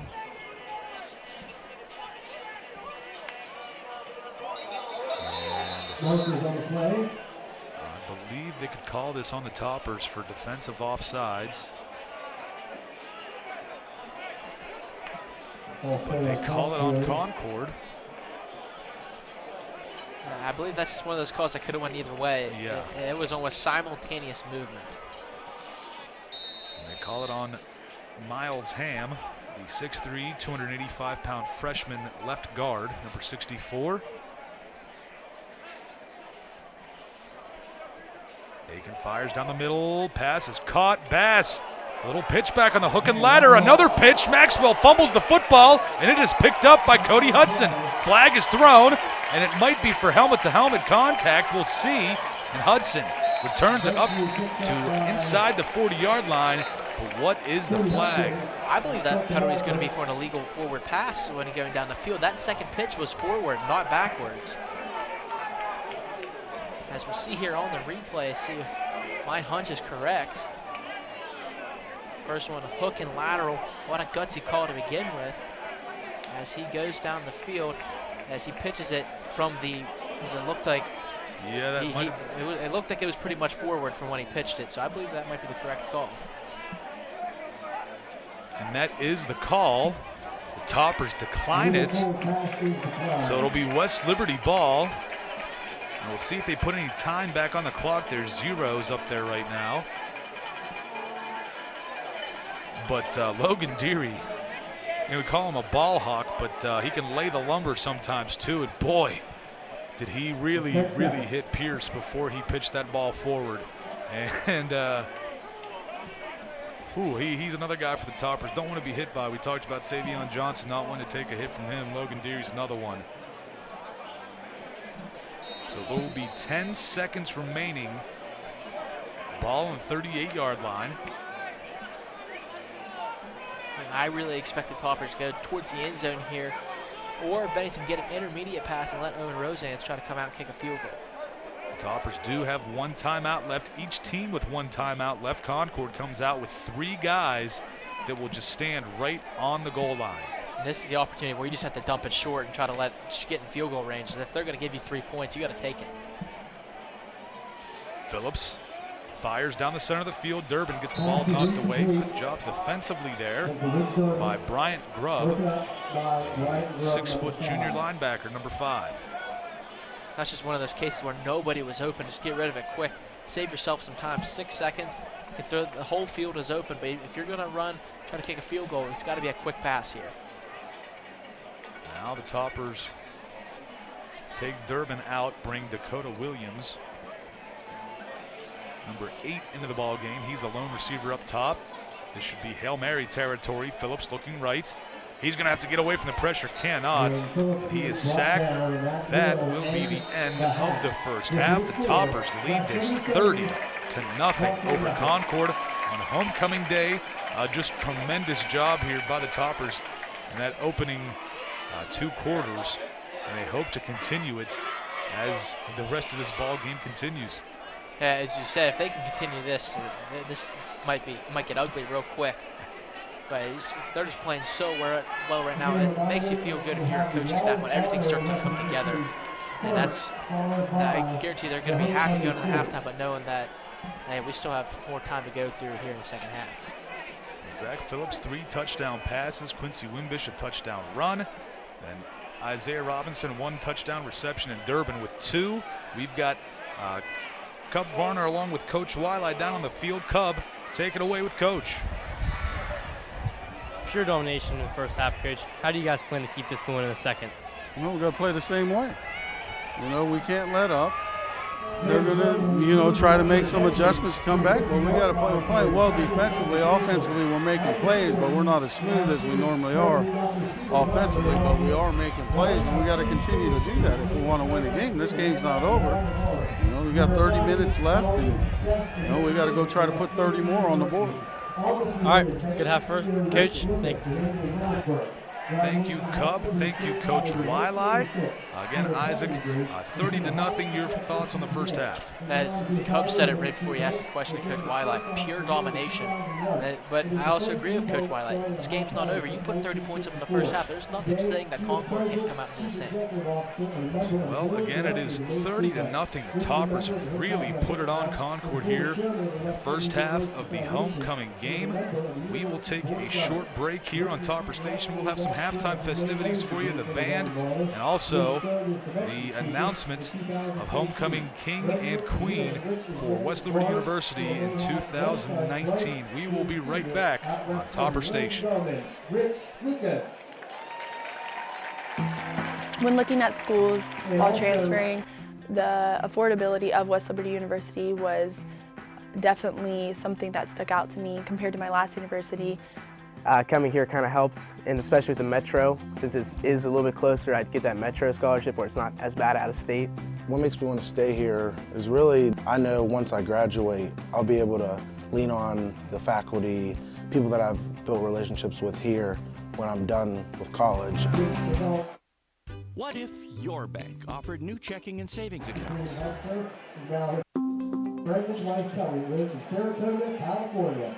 West Liberty University Alumni Association celebrates them and welcomes them home to the Hilltop. Let's give both of these go to a round of applause.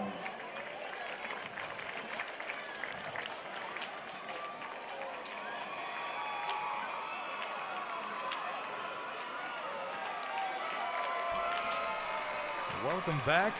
Halftime festivities are about to begin. And the band is coming out. We will have the announcement of homecoming king and queen. Again, we told you, junior defensive lineman for the Toppers, Zach Hott, is in the running for homecoming king. We'll see if he gets to be the winner today. That'll be interesting if he does, coming out in his uniform. But as the festivities begin, we will switch it over to PA announcer AJ Proger, a former, well, he is an alum of West Liberty University. He's been doing the PA for a long time for Hilltopper football and basketball. So ladies and gentlemen, AJ Proger.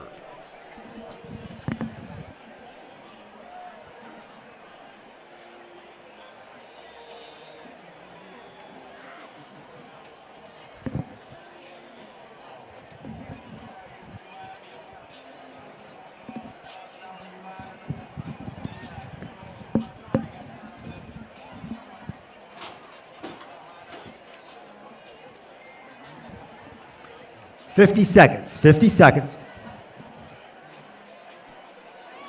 Well, AJ lets us know we've got 50 seconds till this starts up. So the Hilltopper, the Marching Hilltoppers, the band here at West Liberty University, is brought to you by Alco Fence, a proud sponsor of the West Liberty Marching Hilltoppers. They always seem like they do a great job during every single home game.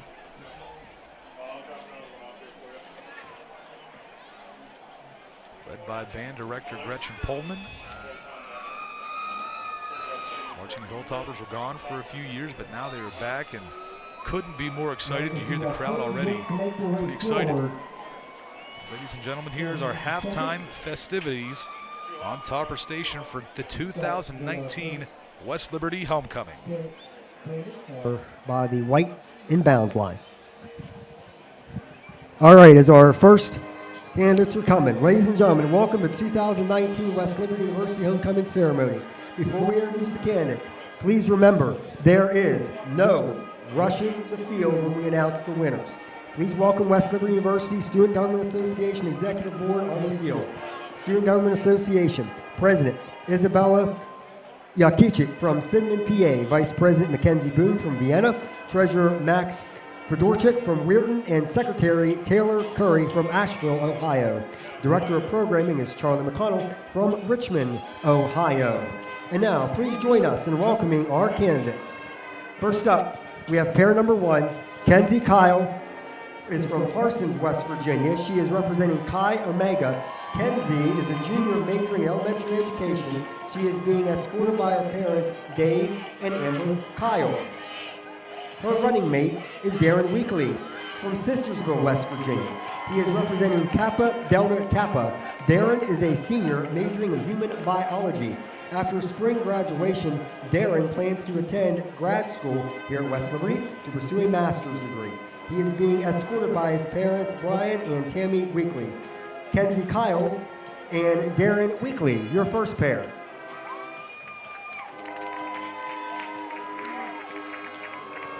All right, now coming inbound, we have pair number 2. We have Emily Bender from Burgettstown, Pennsylvania.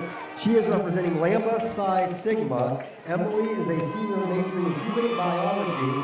After spring graduation, Emily plans to attend school to become a physician assistant. She is being escorted by her parents, Michael and Debbie Bender. Her running mate is Jacob Ramsey from Center, PA. He is representing wrestling. Jacob is a junior majoring in accounting. He is being escorted by his parents, Randy and Lucy Ramsey. Pair number 2, Emily Bender and Jacob Ramsey.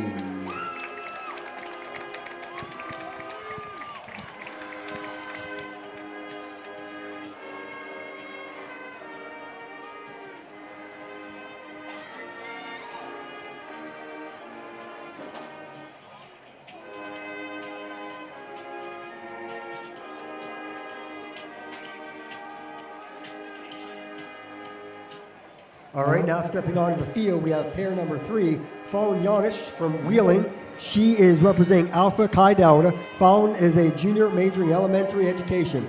She is being escorted by her parents, Matthew Yanish and Charlene Dorsey. Her running mate is Zach Hott from New Martinsville. He is representing Theta Chi and the football team. Zach is a senior majoring in exercise physiology. After spring graduation, Zach plans to attend grad school to pursue a master's degree in business with a concentration in healthcare. And of course, he is in the locker room right now. We have pair number 3, Fallen Jonas and Zach Hott.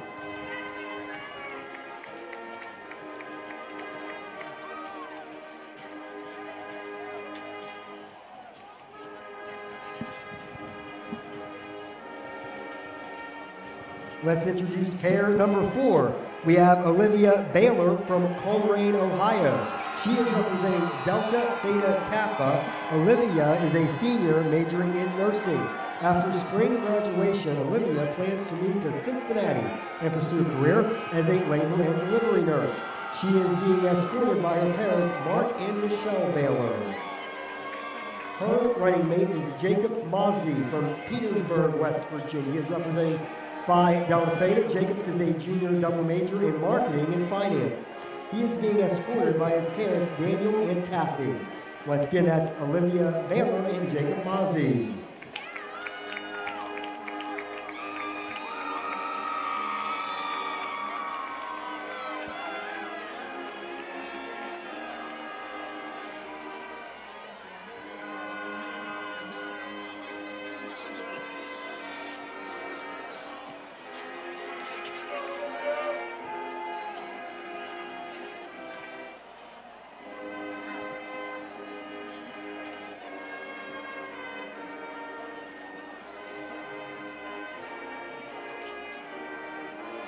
And we have pair number 5, Kristen Caulfield from Moundsville. She is representing Rio Beta Epsilon. Kristen is a senior majoring in management. After spring graduation, Kristen plans to possibly attend grad school. She is being escorted by her parents, Denny and Tammy Caulfield. Her running mate is Bryce Coleman from Martins Ferry. He is representing Chi Now. Bryce is a senior majoring in sports rec and wellness community education. He is being escorted by his mother, Dawn Blake, and sister, Rochelle Robinson.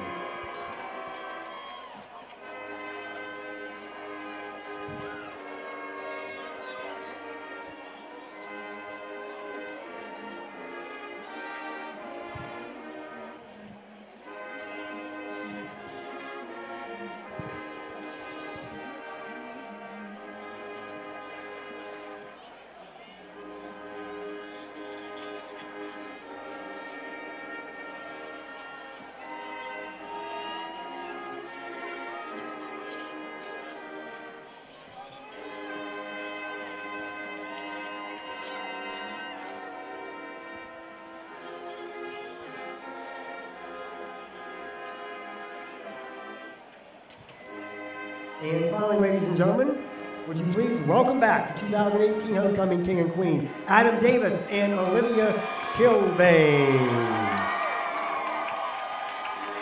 As they are walking onto the field, this is your 2019 Homecoming Court.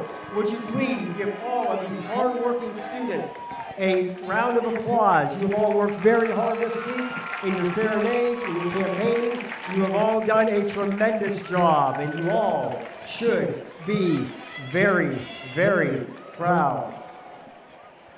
Student government would like to thank the candidates, Greek Life, and all organizations for making this an exciting and energetic homecoming week. As always, Topper Pride is alive and well. All right, let's announce the runners-up first. We'll announce the runner-up king and then the runner-up queen. Your runner-up for king was Jake Ramsey. Jake Ramsey, your king runner-up. Please step forward.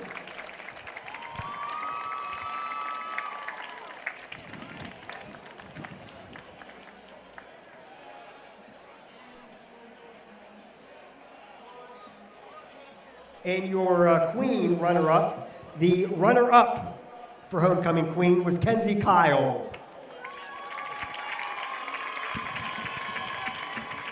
Congratulations to our runner-up. All right, now the moment you've all been waiting for. Let's announce the 2019 West Liberty University homecoming king and queen. As always, You can vote on them separately, so we will announce them and crown them separately.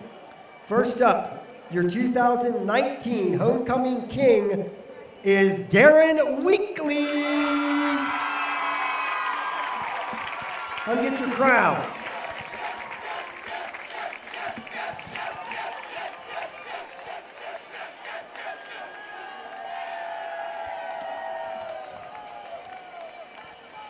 All right.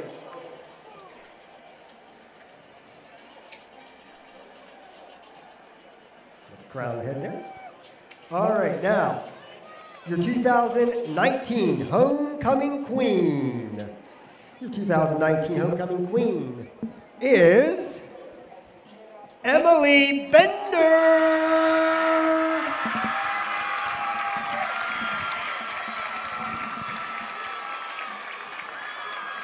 Ladies and gentlemen, let's give both of our king and queen, Darren Weekly and Emily Bender, a huge round of applause.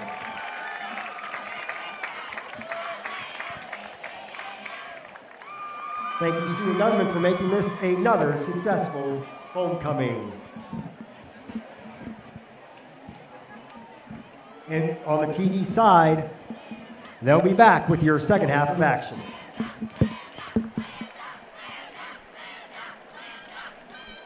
Thank you to AJ Proger. We will be right back for more Hilltopper football. They're up 30-0 against Concord. Congratulations to the homecoming king and queen. And we'll be back for the second half on Topper Station.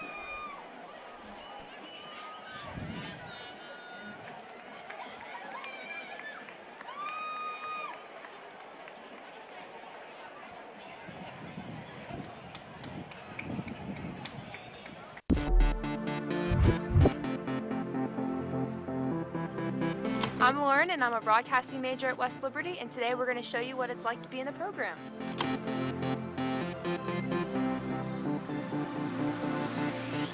Now I'm on my way to my news writing and reporting class with Professor Beagle.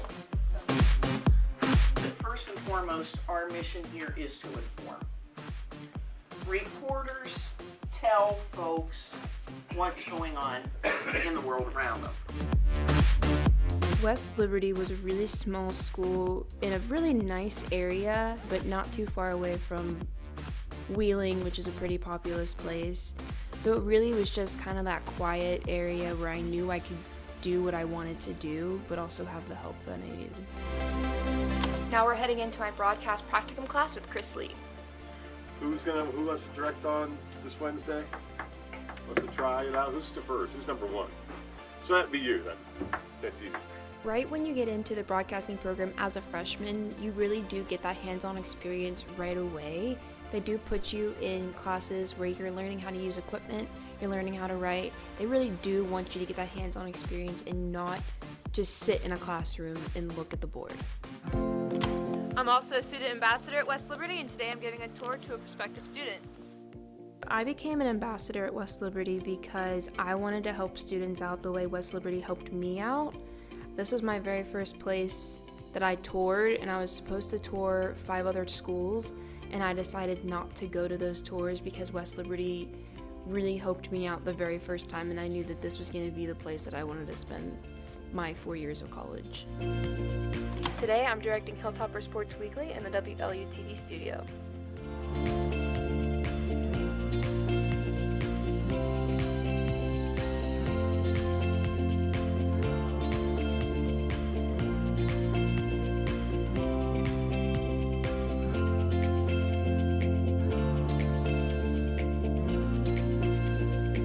Coming to you in 5, 4, 3, 2, 1, and cue. Having our own educational programming that goes out to over 100,000 homes on Channel 14 kind of gives the students more of a place to grow. They get to learn very quickly how to run a television show. We get to direct, we get to do a lot of different things that you wouldn't get to do at other schools this young. So tonight we have a doubleheader basketball game. We're about to go into the truck and get ready for the broadcast. we have some of our student production crew members here. They're actually freshmen. We have Kelsey running instant replay, and we have Beth running graphics tonight. We have Chad up here. Chad's our ultimate producer. And then we have our freelance director, Trent. He used to be a student here, and now he's going to be directing our games tonight. So now we're going to head up to the floating track and set up our tight cam. So we have our own production truck, which we use for our home and sometimes away football games. And then we also use it for basketball games here as well. It's a really nice facility for us to use. But being a part of the crew has taught me so much. It's honestly helped out with my classes. It's helped out with me being more confident in a lot of things that I've done here. It really teaches you to be out of your comfort zone because you are a part of live television. So tonight I'm sidelining for the game, and I'm about to go talk to Coach Cooper and get his thoughts on it. I really had no expectations of myself coming into college, but the more that I was here and the longer I was here, the more I grew out. Not only am I on the student production crew and a student ambassador, but I'm also a resident assistant on campus now. So I'm pretty involved. In high school, Lauren would have never done any of this. She was the shyest person ever, and she never wanted to do anything that involved people, but now I've kind of like branched out, and it's really helped me out in so many ways. And you can tell by the score here that they want this game very bad. Where it might go. Thank you, Lauren. I hope this gave you a look at what it's like to be a broadcasting major at West Liberty. For more information, check out the website.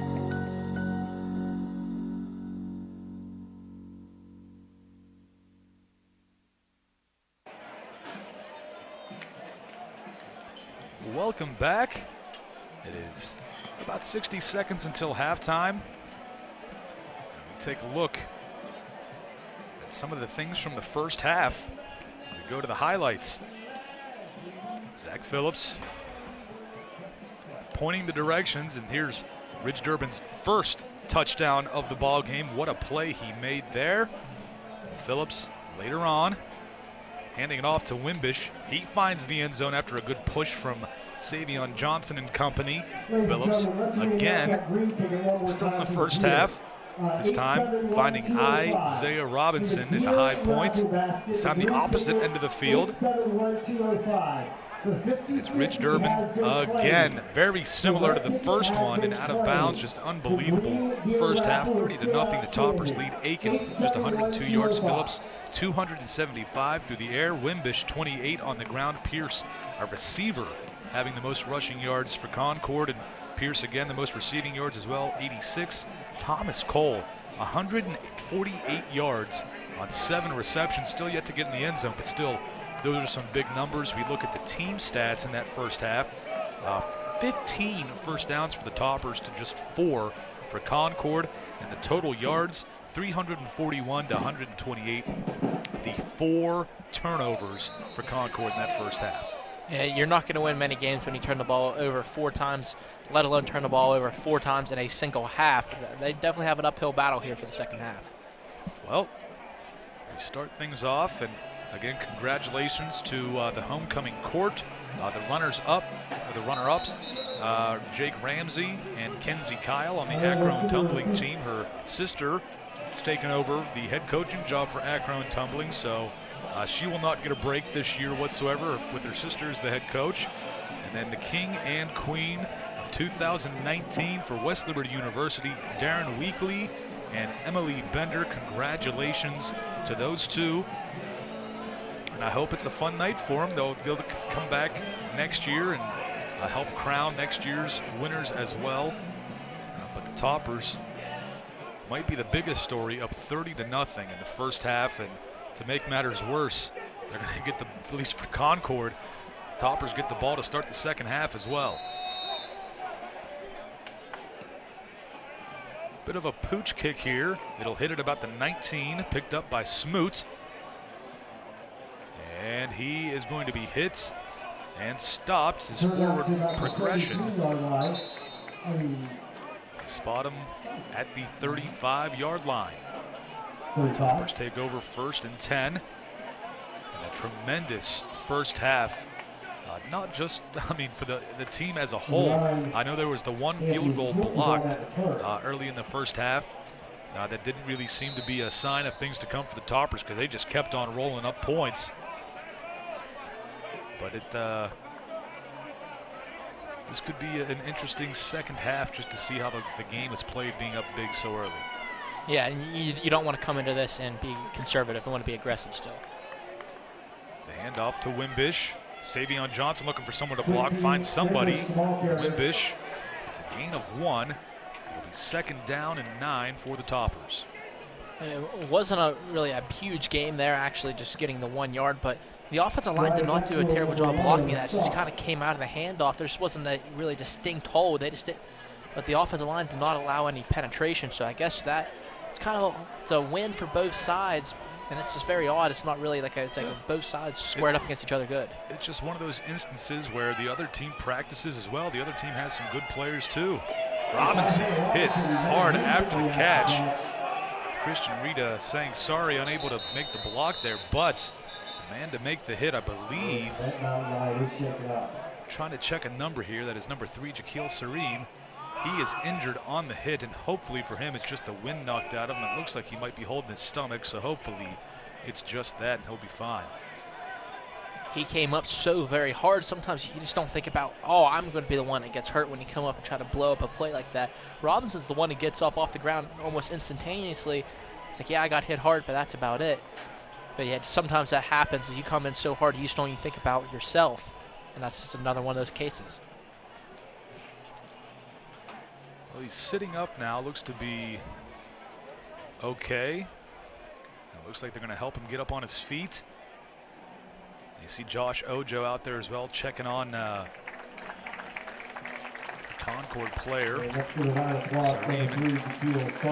not at the field at the same time, not on the field at the same time, but they played the same position at cornerback. Ojo going out to see if he's all right, and this might be more than just the wind knocked out of him. He's needing some help to get off the field. That's unfortunate. You never want to see anybody get injured, especially with the score being what it is. And it's also not good because he came up and made a fantastic play, and now he gets hurt. And again, it's something you never want to see. It's kind of how the day has gone for Concord. Like you said, as soon as he makes a play, something positive for this team, he ends up getting injured in the process. Kevin Moss, number 20, in for Serene. Christian Rita one-on-one with Moss. We'll see where the Toppers go. Phillips looking, goes to his left, has to escape the pressure, just lobs it up for Wimbish. He makes the catch, makes the man miss across midfield. He's going to find some room to run. Trying to break another tackle, does. Now he's got all the offensive linemen in front of him. Finally, his progression is stopped, and Chance Rucker not accepting that, pushing him even further forward. They will spot him at the 37-yard line. What a play, especially for Zach Phillips. Rolls out of the pocket. Looked like he was going to tuck it and run. I think he got ready to tuck it and run. It kind of just pushes it forward to Wimbish, and Wimbish just does the rest after that, just going across field, breaking a tackle, refusing to be taken down, and then gets extra more yards. What a play that was for the Hilltoppers. The ad-lib for Zach Phillips and company. A huge chunk of yardage for Wimbish. We saw it last week on a screenplay for 26 yards. Wimbish again up the middle. He gets caught from behind. A flag comes in late. Was it a face mask? It could have been. It looked like maybe it was a jersey, but the way he was tucked backwards, that could have very easily been a face mask. Is that the flag was turned from the back judge, so, and he did indicate that it is going to be a face mask. And the face mask will tack on another 15 yards to the end of that run for Wimbish, and that was shades of last week for Quincy Wimbish. You saw it against West Virginia State.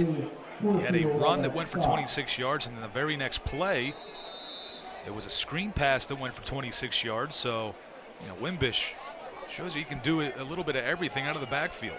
He is so quick to the line of scrimmage, runs very hard, and when you run hard, good things are going to happen. It's proven why he's the starting back for the Toppers this year. 1st and 10 from the 14. Play action, Phillips to the end zone. Robinson, he's going to be held. Flag is thrown, and Phillips hit in the backfield again. Flag in the end zone, flag in the backfield. Take your pick. And I think Concord's not going to like either one of them. roughing the passer on Concord. And it was also pass interference in the end zone. So first down, nonetheless, for the Toppers here.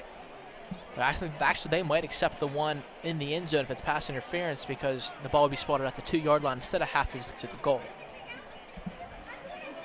We saw that happen earlier in this ball game in Toppers' favor. They get things situated. Concord, roughing the passer. They do exactly as Isaac said. They decline the roughing the passer and accept the pass interference in the end zone, and it puts the ball at the 2-yard line. First and goal from the 2. And I expect them to continue to run the run-pass option. You have Wimbush, who's now a threat, as you've seen on this drive, and then you have Zach Phillips, who's always a threat with his legs, and then you have the speedy receivers. Pick your poison here if you're Concord. Last year's leading receiver, Ridge Durbin, out there as well. Number 15, he's got 2 touchdowns already in this ball game. Phillips, handoff to Wimbish, busts his way through, crossing the goal line, touchdown Toppers. Now I think they should call that formation right there PYP, as I said, pick your poison, because you have so many playmakers on the field. One of them is going to come out and make a great play, and the Toppers just letting it rain down on Concord.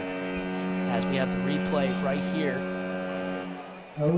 Just a simple read option play. Great read there by Zach Phillips, and Wimbish does the rest, puts his shoulder down, and finds his way to the end zone for 6. Was not going to be denied on that one. Wimbish's second touchdown of the game. Rosance, good through the goalpost, hit the flagpole, and almost comes right back through the goalposts. 37-0, 12:42 to go in the third quarter. Toppers a massive lead. We will be right back for more on Topper Station. What does Main Street Bank mean to you? Well, Main Street has extended hours every business day, and they're open most holidays. Their new checking and savings accounts are really good. The balance requirement is very low, and they have online bill pay and debit cards right away. Plus, they have no fees or low fees. Great service, higher interest. That's money in the bank. The right bank. Open your checking and savings account at Main Street Bank. You deserve a bank this good. Welcome back. 37-0 here for the Toppers. We'll take a look around the rest of the Mountain East Conference for some scores. As Frostburg State up 21-6 on West Virginia Wesleyan at Wesleyan. About 3 minutes left in the third quarter there. Fairmont State was up big early on West Virginia State, but now it's 24-21. Fairmont still has the lead. There's about 11 minutes left in the third quarter there, not too far after halftime. West Virginia State is coming back. Then McKendree up 20-14 on Wheeling. 12 minutes left in the third quarter at Wheeling. Urbana, the 17-10 lead at home against Glenville State. 3 minutes left in the third there. And then the big one, 63-53. Notre Dame has the lead at Charleston with 2:28 left in the fourth at Laidley Field. Yeah, it's safe to say if you're a fan of offense, you might want to tune into that Notre Dame and Charleston game. Can you do that math real quick? I know you said earlier we're not a big math guys here in the booth as commentators. 63 plus 53, get the calculator out on your phone. Yeah, I'm going to have to go find the TI-84 in my apartment. Rosance, the first kick that's not into the end zone in this ball game. Pierce with the return. He gets tripped up and tackled, brought down by the Toppers special teams. That was Hunter Moore, the 6', 210-pound freshman linebacker on special teams making the tackle. And that's how you get noticed. If you come up and make tackles on special teams, that's how you get reps with the first team. That's what a lot of these, a big part of this team that I heard in training camp this year, there are a lot of guys that, understand that special teams is a big part of this game. And if you're not a starter, that's another way you can make a big name for yourself and get yourself into that starting lineup. Guys really wanted to play special teams this year. Coach Brian Hill took over those responsibilities this season, and a lot of guys stepping up to play some good special teams minutes. Deary on the blitz, but they just lob it right over his head to Maxwell. And he gets a big gain. It'll be a first down for Concord. Concord still going with that 2-back set with Maxwell and Derek Kincaid, the freshman running back, and ran into Derek's mother at halftime. Let us know it was Derek Kincaid's birthday today. So congratulations to him, number 35, the tailback for Concord. He is to the left at the bottom of your screen of Aiken, the quarterback. Pearson motion. Fake the handoff to him, go to Maxwell up the middle. Interior defensive line there. Looked like Ryan and Enrietti and company making the stop there after a gain of 3. The defensive line has been the staple for this Hilltopper defense for a good bit, and they just continue to show each and every week while they come up and just stop the run and then get pass rush. And that's the reason why they are the staple of this defense. Concord goes with twins to the top of the screen.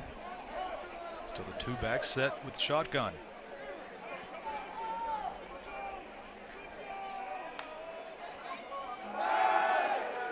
Little screen pass, not a screen pass, but halfback pass. It was forward. The Toppers desperately wanted that to be a backward pass, but everybody on the defense and everybody out there knew it was a forward one. That would mean the punt team, I'm sorry, not the punt team, thought it was, but it's going to be 3rd and 7. The Toppers bring the speed rushers in. And this is definitely a point here for Concord that you need to pick up a first down. You're just desperately hoping to get something going here. You might not win the football game today, but you want to have something positive going for the next week. Topper defense licking their chops. No, and they haven't had a sack yet. They haven't taken Aiken to the ground yet in this ball game. They want to do that pretty badly. Kincaid in motion. Aiken. Quarterback draw.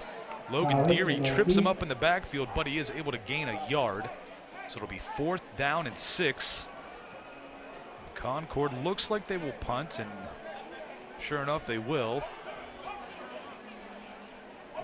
Back deep to return for the Toppers will be Christian Rita, number 1. And that's trying to see now if the Hilltoppers continue to do it. Can they continue to go down and score points at will, it seems like right now, improve that red zone offense, as Cud mentioned earlier in the first half, how they've done such a good job just scoring when they're down there.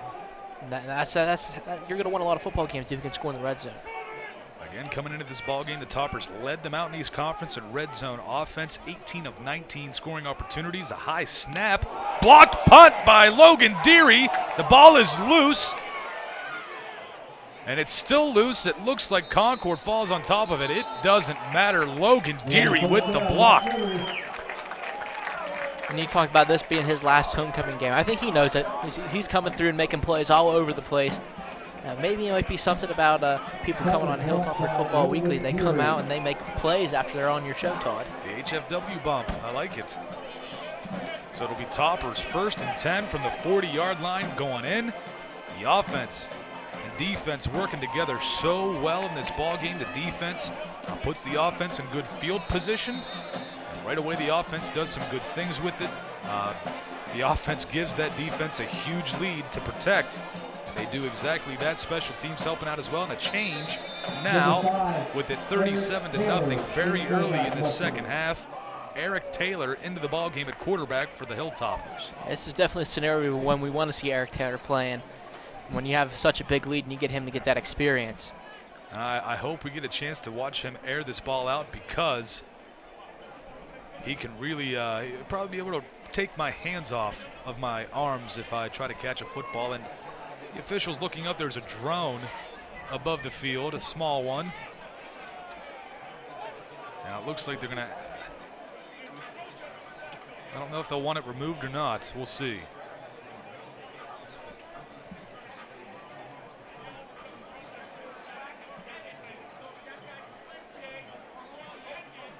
And that's what it is. Drone up the side, he's brought down. On the scoreboard there. He's brought down.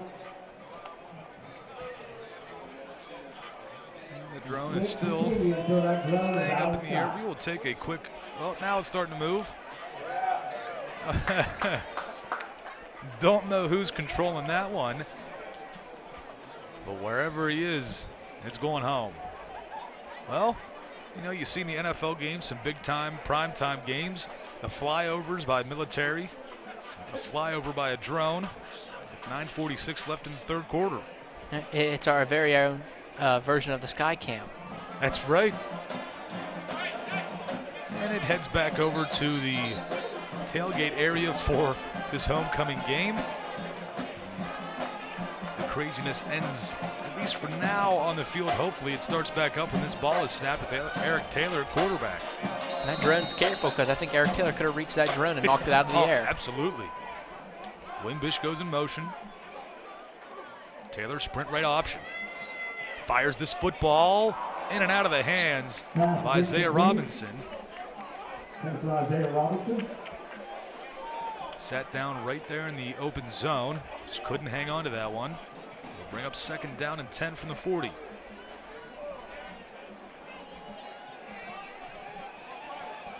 Eric Taylor with a pretty accurate pass coming off the bench first time he's came in and throw the football.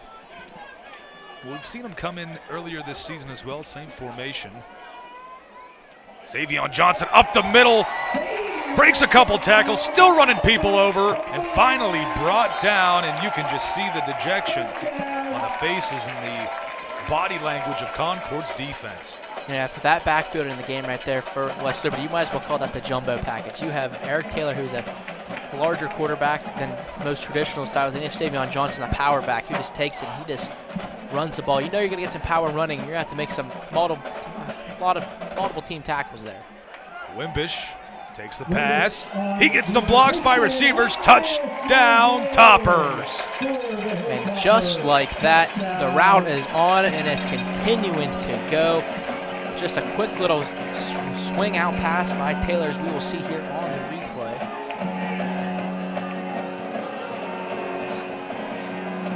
He sends him across the formation. Taylor takes it, just looks, just throws it out to the side. Wimbish with the catch, and that's all that's left. All I think that was left was to play the fight song. Has a great blocks on the outside, and he little high steps his way into the end zone. Roseanne's extra point is good again. Toppers lead 44-0. 9:06 left in the third quarter. We will be right back to West Family Stadium for the homecoming game on Topper Station. Meet the dreamers, the caregivers, the creators, and the decision makers. They chose West Liberty University for their total college experience. Learn more at Black and Gold Day on October 16th. Get registered today at westliberty.edu/visit. Undo's Catering, family owned since 1953. With newly remodeled catering facilities throughout the Ohio Valley, Undo's can accommodate banquets from 25 to 700 guests. Undo's caters weddings, picnics, corporate events, holiday events, and job site drop-offs for the construction and oil and gas industry. Call 304-233-5566 today. Pride is our main ingredient. Undo's. Welcome back. 44-0. The Toppers have the lead. Big time rout of Concord University today. Concord is looking for their first win of the season as they travel to the Hilltop today for this homecoming game. I think it's pretty safe to say it's not going to happen today. It's at 44-0. I don't think we're going to jinx anybody with that. The Toppers have just been lights out offense, defense, special teams, all three phases. Yeah, and it definitely wasn't written in the stars today for Concord coming to this game. West Liberty is playing better of late. Really, just after a tough loss last week at West Virginia State, coming into this one, just looking to try to just bounce back, and they've done a pretty good job of that. Yeah, you know, hearing Coach Wiley talk the past couple of weeks on the coaches' shows. Roseanne gets this kickoff, a short one again. Pierce goes to the right side, finds some room. He might get a good return here. He does. Jack Davis trying to chase him down, and they do get him to go out of bounds, but right around the 40-yard line. So Concord set up in some pretty good field position now. As I said before their last drive, you just want to have some positivity going into that next week. 44 points is very insurmountable right now. That's a lot of points to try to come down and score in less than a half of football. Coach Wiley said, you know, earlier this year that there was really only one loss so far this season that he's willing to accept. It's that game against Notre Dame September 12th here at West Family Stadium. Then at Frostburg was a tough one. And last week at West Virginia State was a tough one as well to accept. Felt like they could have won both of those games. Pass was deflected, I believe, although Aiken may have just had that one lame duck out of his hand. I think he held up. I think he saw the defensive backs for the Hilltoppers go over and just read the play, and that he kind of just slowed his arm up and said, that might have been intercepted. But he doesn't want to throw another one, as his performance today has been forgettable. It has been for Aiken, 5 of 13, 3 interceptions, just 117 yards. And we talked about Brandon Plyler, number 15, being an unbelievable player for them, a guy that feels like he's been around here for 7 to 10 years with the amount of plays that he's made against West Liberty. Not a single catch today. Reverse, a fake reverse. Maxwell going to keep it, and he is going to be tackled and brought down by Cody Hudson. Looks like they will give him the first down on 2nd and 10. Well, now they're going to call him short. It'll be 3rd and 1.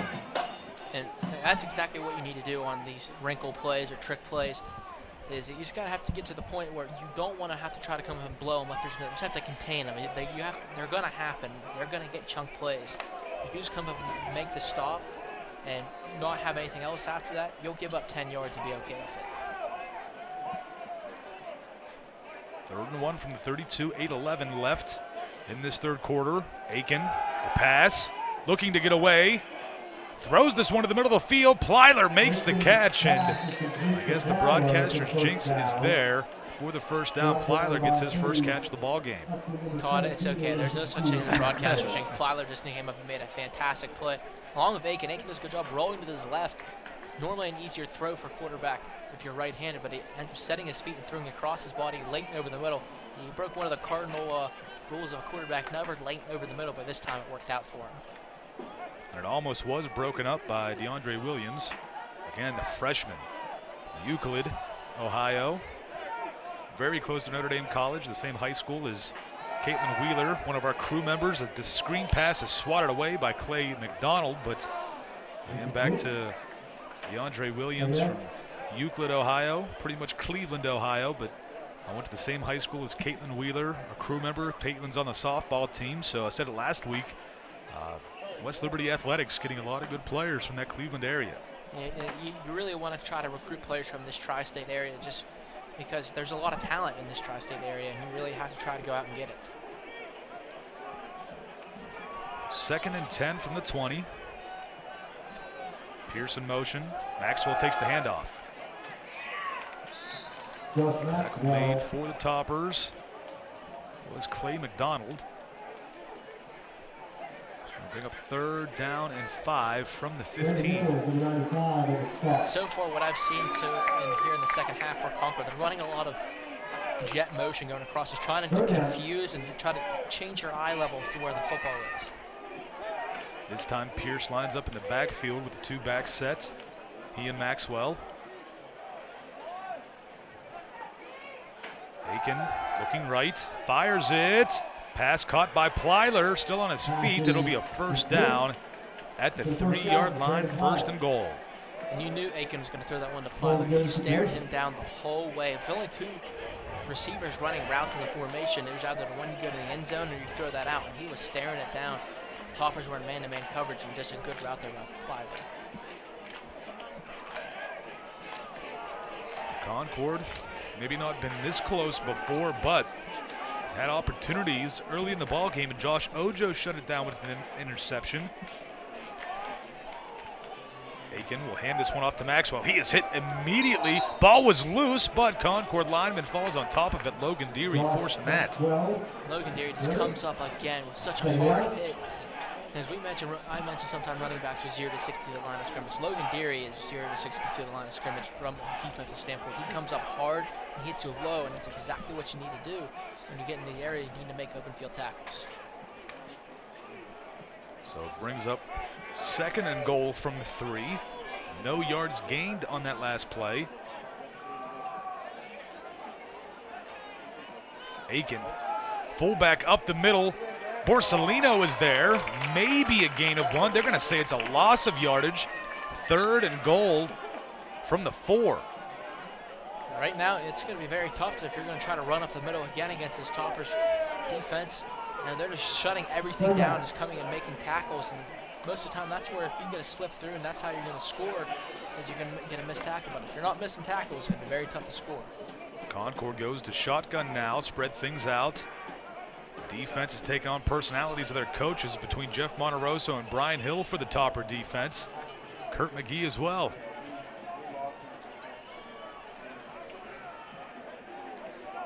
Aiken quickly throws to the corner. Pass is knocked away, but a flag is thrown. I believe that they're going to call pass interference, but that might be offensive pass interference if you ask me. He had his hands all over him, didn't even try to go and make a catch. Both were fighting for it. This is going to be a tough call if they call this on anybody.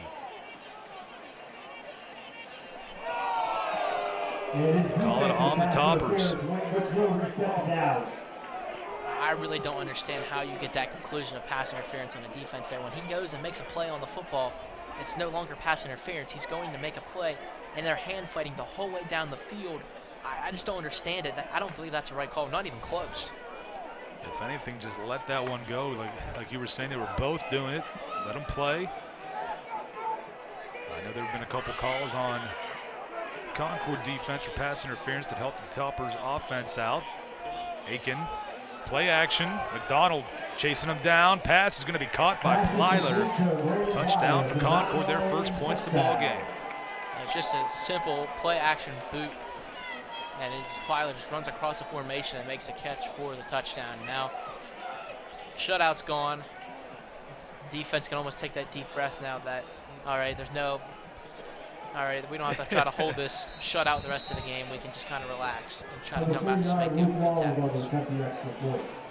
On for the extra point is Luke Walls, 5'11" sophomore kicker.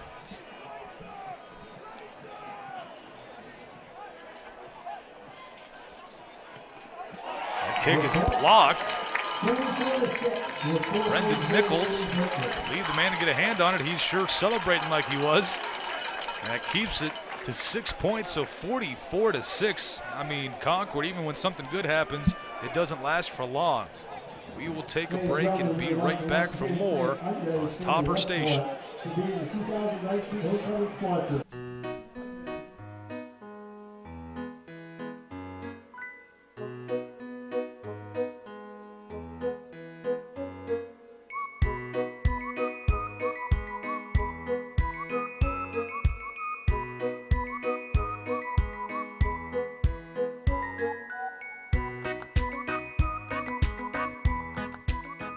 Lifetime of savings starts here. Belmont Savings Bank, focused on your future. Concord University, founded in 1872. Enrollment of 2,194 students, located in Athens, West Virginia, and the team name, the Mountain Lions. And, we've gone to their West Liberty University, founded in 1837. Enrollment of 2,522, located, you've been seeing it all day, folks, beautiful West Liberty, West Virginia. And the team named the Hilltoppers. And when you go to Athens, West Virginia, the Concord University campus, some of the buildings that you see, they're renovating some of them, but some of the ones kind of remind you of West Liberty's campus at times, just the way the design is and some of the buildings. Smoot on the return, makes the man miss. He is spun down, gained to about the 30-yard line. That's where they'll spot him. 1st and 10 for the Toppers. It looks like it'll be Eric Taylor out again for that Topper offense. And if that is the end of the day for Zach Phillips, which again 44-6 with 4.5 to go in the third, yeah, it's safe to say to keep your starting quarterback safe. So Zach will finish 17 of 31, 302 passing yards, 3 touchdowns, no interceptions. It's a pretty good day. I'm surprised Coach Weiler's not trying to keep him in the game, try to get him Mountain East Offensive Player of the Week. Those numbers still might win it with barely 3 quarters of play. Up the middle, the handoff. I believe that was Aaron Farmer. It was number 13, Farmer. came to West Liberty as a bit of a, I'm dating myself here, but Cordell Stewardess slash type of player. Came in as a guy that could play quarterback, but immediately showed his athleticism, just the receiver position first, and obviously this year the running back position can do quite a bit. Taylor steps up in the pocket, fires this one, the bullet, just out of the reach of Smoot. And right there you saw the power that Eric Taylor has in his arm. I think that was just about half strength too, because like I said, when you saw Eric Taylor at the beginning of practice this season, we were sitting in the end zone just trying to, seeing what they had doing. They're doing a little goal line drill. He threw one. I tried to reach up my hand to grab it, and I think my hand is still healing from trying to catch that football. He throws the ball very hard. Oh yeah, I wonder how many gloves his receivers go through a season, just catching passes from him.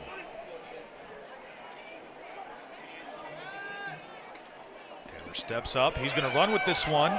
He runs through a couple defenders, picks up the first down. They're going to say he was down by contact. Doesn't matter because the Toppers recovered anyways. So it'll be a first down, West Liberty. Taylor shows you there. Yeah, he's a big guy. They have him listed at 6'4", 250. But he doesn't run like a guy that's 6'4", 250. He's pretty nimble. He is pretty nimble. He said he lowers that shoulder and he falls forward.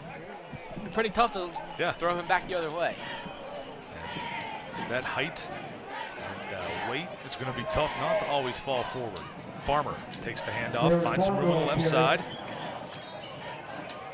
Doesn't get a ton. It'll bring up second down.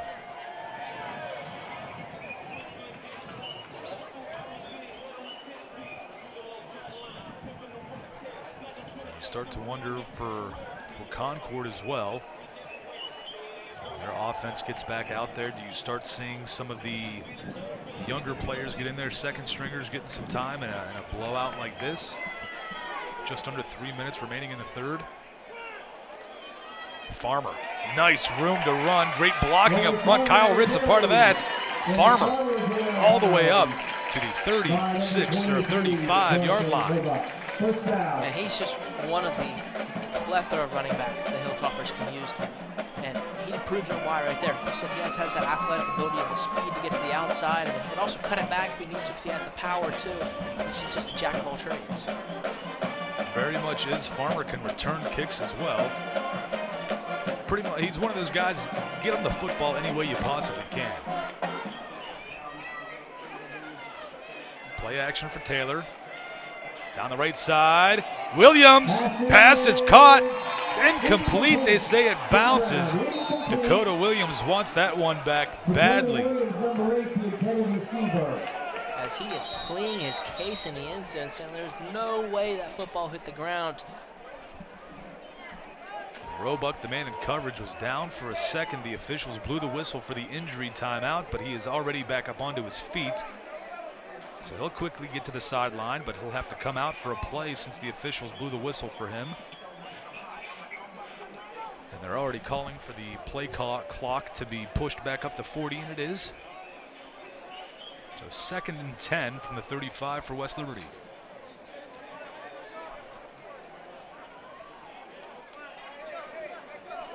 Toppers have made some changes on the offensive line as well. In at right guard, Ryan Creech, a 6'3", 310-pound freshman. Aaron Farmer trying to spin out, but the blitz was on by Concord, and they brought him down for a loss of 5. It'll be 3rd down and 15 from the 40-yard line. As you mentioned, when you put some of these younger offensive linemen in the game, miscommunication is going to tend to happen. You just get to that point where you just normally haven't probably played together that much, and you just need to figure it out that way. Quentin Williams, number 69, the starting right guard. He is in at center now. And at right tackle, number 75, TJ Liu. Taylor steps up, goes to the left, avoids a tackler, just fires this one to no one.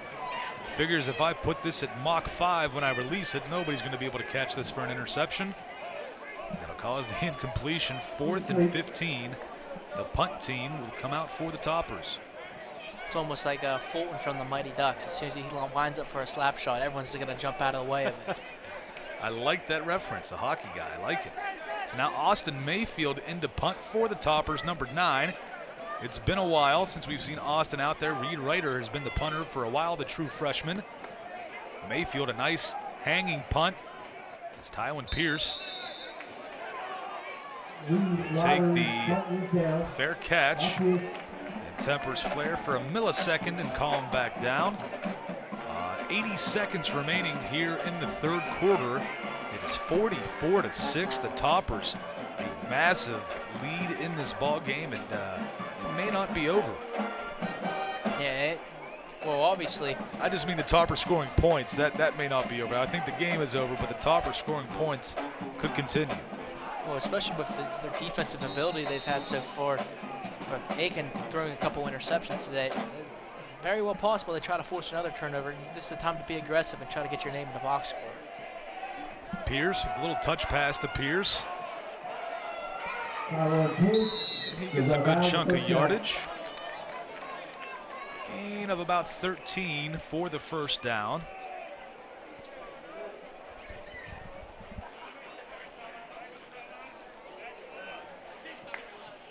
Clock down to 65 seconds remaining in the third.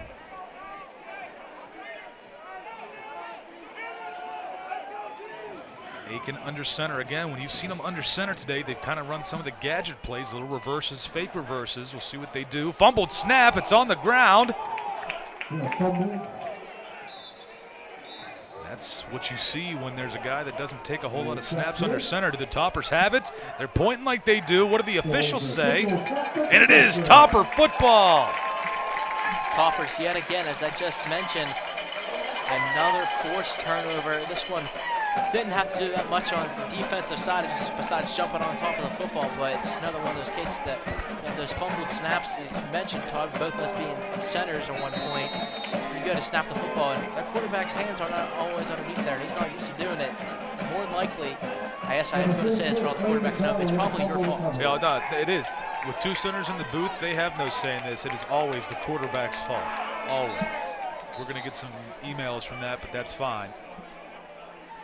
Center's got to protect his other lineman. So, Topper offense back out there. Taylor with Frisbee in the backfield. Play action. Sidearms it, but out of the reach of Smoot. And he's warning the people on the sideline. And Aaron Jeffries, our sideline cam, better be careful because I think he was pretty close. Cub down there, too. Better watch out. They might have been in the line of fire on that one. Just in case they're running the play action, just try to dump it to the outside, but someone got in the throwing lane, so he tries to drop it to the sidearm, and he just whipped it over there. Aaron Jeffries running our field cam. If you can hear me, protect the camera. Frisbee trying to make a man miss, cannot do it. He gets a few yards, though. More than a few. It'll bring up third down and about 6. The Toppers might just come and let this one run down to the fourth quarter. So not moving very quick right now. About 10 seconds remaining in the quarter, and it will look like Coach Wiley just lets this one roll. We will take the break. 44-6 through 3 quarters. Fourth quarter coming up. Homecoming game 2019. We will be right back on Topper Station. More than ever, people are busy and need to stretch a dollar. Main Street understands. We believe a bank should help. Maybe that's why we keep growing. With extended hours, easy parking, higher interest savings accounts, and the lowest fees in the area. Locally owned with local decision makers. Built by the people, for the people. We don't want to be the biggest bank. We just want to be the best. Main Street Bank.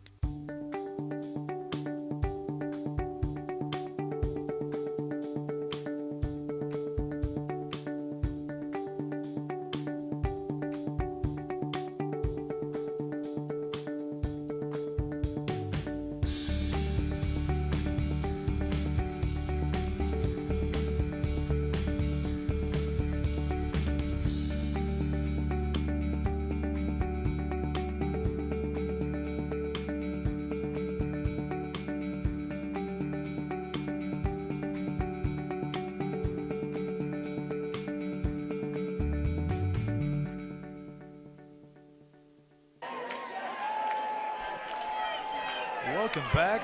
Topper offense out there 3rd and 6 from the 21. Eric Taylor in the backfield with DJ Frisbee. Taylor looking, finds Dakota Williams. Did he get enough for the first down? It's going to be very close. I'm going to say he's just shy. 4th down and less than a yard. And here comes the field goal team for the Toppers in the red zone. And you can definitely tell that Eric Taylor wanted to stay out on the field there, as he was kind of refusing to leave the field because he kind of just wants to get it done. But you got to give Owen Rosance the try here. He was very reliable at kicking. Yeah, he had one blocked earlier in this ball game, but I think that was to no fault of his own. Rosance on. Try this one from 23-yard line. The 33-yard kick is good. Rosance again. The Toppers get another red zone scoring. They make it 47 to 46. 14-10 left in the 4th quarter. We will take another quick break and be right back on Topper Station.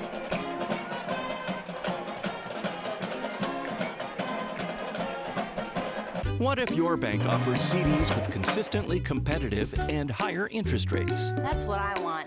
What if, unlike other banks, they're normally open more hours? And they don't use high teaser rates on CDs only to lower them later. Isn't that the way all banks should be?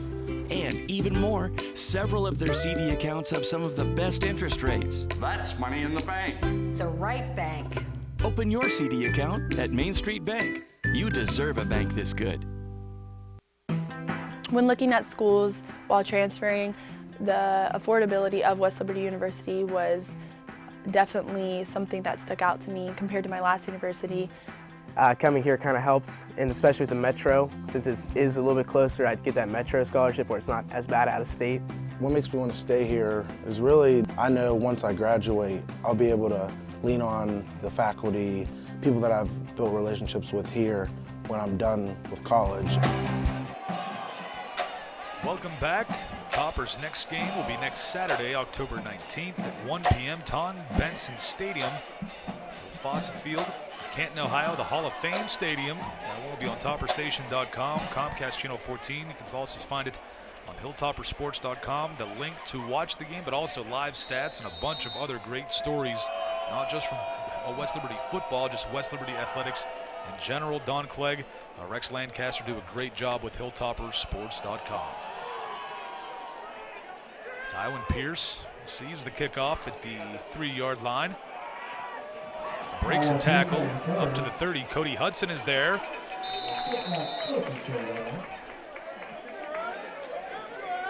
Top of defense. Come back out. We'll see if there's any new names, faces out there. See one of the defensive linemen, number 52, Lupeni Fanua. He scored a touchdown earlier this year off a Jack Davis strip sack. The big man touchdown, everybody loves those. Yeah, everyone loves a big man touchdown, especially if you were a big man or if you still are a big man at some point. Jack Davis out there as well. The handoff up the middle to Maxwell. He is brought down by Walter Peters and Logan Deary. Maxwell not an easy guy to take a tackle on. And yet again, Logan Deary's right in the mix of making a tackle. He's the reason why it seems like he almost has double-digit tackle games each week. Some other defensive linemen that are new out there. Number 58, Delvon McIntyre, the 6'2", 270-pound freshman, along with Trevor Cherry, 6'1", 275-pound sophomore defensive lineman. Play action for Shearer's pass is going to be caught across midfield. Great job by Kincaid, the birthday boy. He took the words right out of my mouth, the birthday boy with a birthday catch. He makes a great play, kind of just how to use his fingertips just to bring it back in, and he does, and he falls forward for a first down. Concord is starting to make some changes in their personnel as well, as Aiken no longer at quarterback as Shearer is in. We'll take another look at this last catch by Kincaid. Just lobs it up because he knew he was about to get hit. So close. Look at that on the fingertips Holmes almost able to knock it out for the Toppers. They fake, reverse. Fontalise is there with Plyler out of the reach of everyone, and they're going to throw a flag on Fontalise. And my only guess is that he might have been grabbing the back of his jersey or hooked his arm around him as he was going down the field. But that's the only thing I can really think of. If it's a hold, I understand, but that ball was not catchable by anyone. That's what Coach Wiley is letting them know right now. No one was able to catch that. If it was holding, I get it. But if it was not holding, it looks like the Toppers are clapping their hands now, so maybe this one will go in the Toppers' favor. No flag on the play, all right. That is 100% the correct call, unless you're going to call holding. But again, from our angle right here, we can't see the other side to see what the official saw. But it's just one of those things. He might have been grabbing his jersey, but also at the same time, as you said, Todd, the ball was not catchable. Yeah. If it's interference, that's not a penalty. If it was holding before the pass, absolutely. I understand that. Kincaid in the backfield with Shearer. Kincaid in motion. Swing pass out to him. Logan Deary is there. Breaks down, makes the tackle. A loss of yardage. Logan Deary in his final homecoming game showing up. He is absolutely showing out right now. That makes it 3rd and 14 from the 47-yard line. Just over 12 minutes left in this ball game.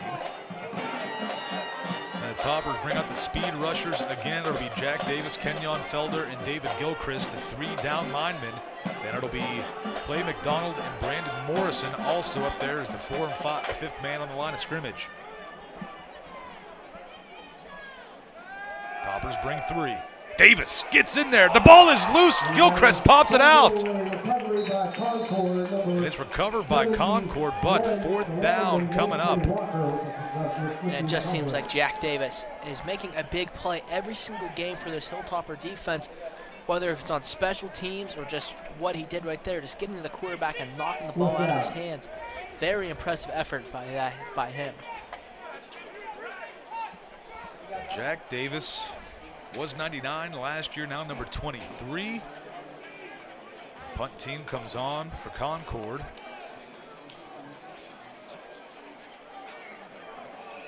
Davis wrapped up the quarterback. Gilchrist knocked the ball loose.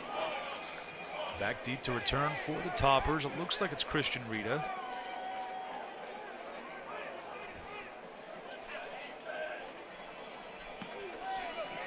Flores gets a good kickoff. It'll take a Concord bounce and go out of bounds inside the 10. Looks like they'll spot it at the 5. That's where the Topper offense will start. 1st and 10 with 10:43 left to play in the ball game. I imagine our Toppers offense is going to come out and just run the football and maybe a little mixing of short passes, because Eric Taylor's in the game. He is a quarterback. He's going to want to throw the football. And if those run pass options, his option might just be to throw the football because he's going to want to. Well, the officials call for an official timeout. We will take a short break as well and be right back. 47-6, 10:43 to play on Topper Station.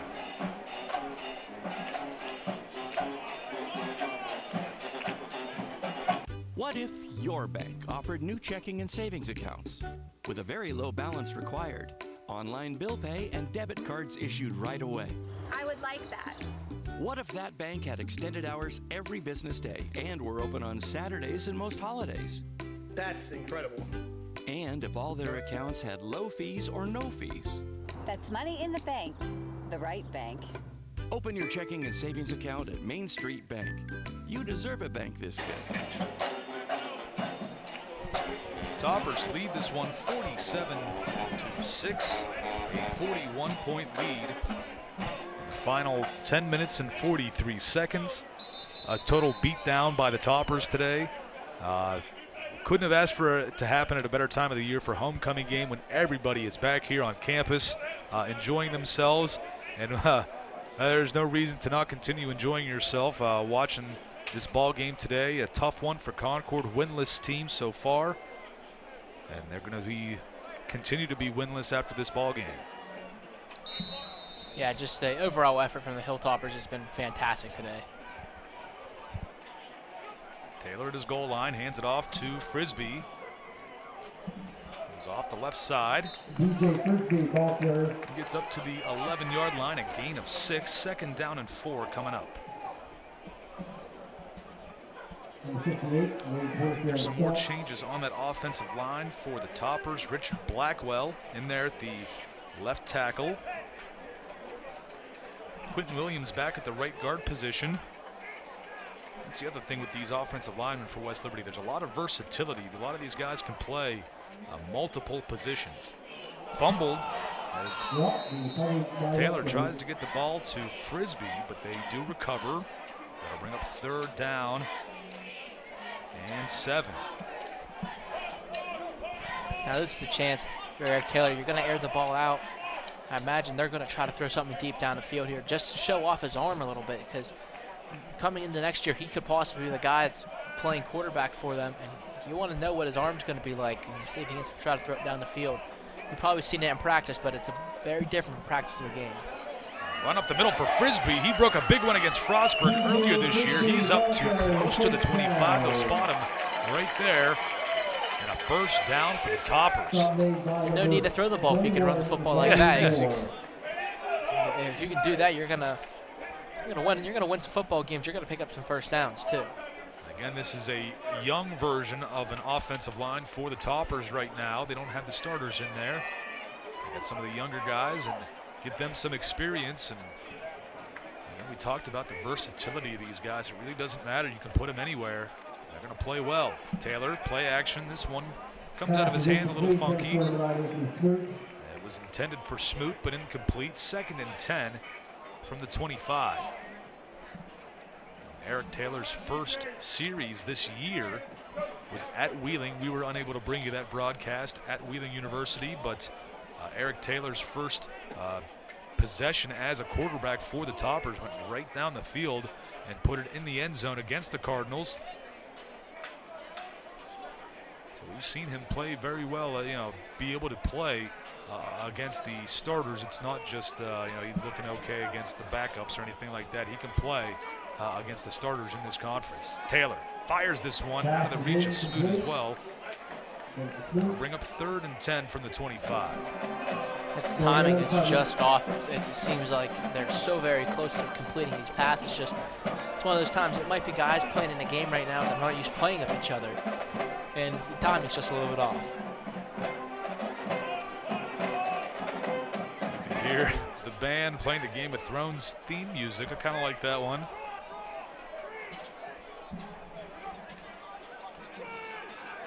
Frisbee again up the middle on 3rd down, but he'll be short. I'll bring up 4th and about 4. As I'll throw a little Game of Thrones reference right here, Todd, for you. The Toppers they always pay their debts just like the Lannisters are, because they're paying back Concord from last year's game. I like that. Topper punt team, Austin Mayfield, back out there to kick. We told you he was injured earlier in the season. That forced Reed Ryder, the true freshman punter, to come in and punt. Reed's done such a good job, you kind of leave him in there. Mayfield gets the low snap and boots this one away. Lands at the 30, takes a bounce. Pierce will not touch it. Somebody will pick it up right at the 24-yard line. It'll be 1st and 10 Concord at the 24. Well, we talked about Austin earlier this year, Mayfield, and he will stay in there. Last year, Austin was a quarterback, a backup quarterback. Now he's switched to linebacker. So he's going to stay in there on defense, number 9. So you had a guy that was punting, the starting punter at the start of the season for the Toppers, that had played quarterback in Division II college football. Now he's playing linebacker in Division II college football. You kind of think of Dakota Conwell from a few years ago, and actually right now where he's lined up, it looks like he's playing defensive end. And in the backfield, stopped. That Topper defensive line just pushed that offensive line backwards into the face of the running back. He had nowhere to go. And that's one way to continue to have this game go over. They're going to run the football. You let them, you're going to let them run the clock. And if you're going to continue to stop it, you're going to continue to invite them to do it again.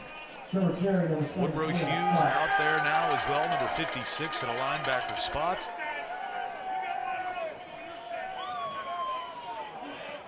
Also out there for the Toppers in the secondary, Cameron Davis, the sophomore corner.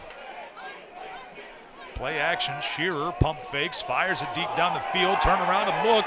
Hudson almost knocks that one away. Larry Fontelis saw that ball first. Hudson was in a better position to catch it, just couldn't get his head turned around quickly enough.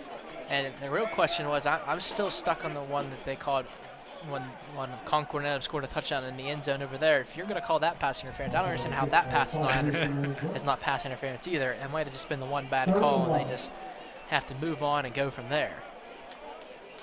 Well, it will be 3rd down and 11 from the 18, 7:05 left. Toppers up by 41 points. Shearer will have Maxwell in the backfield with him.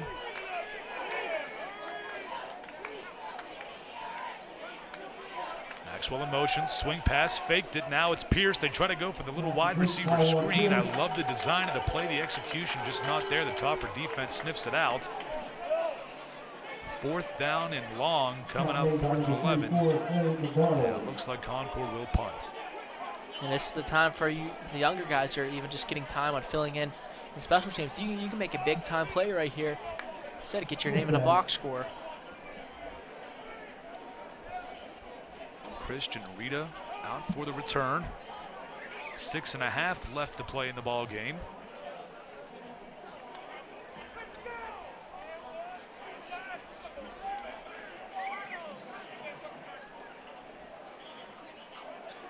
Flores, high hanging punt. Rita bobbles it, loses it. Concord picks it up. It'll be Mountain Lion ball.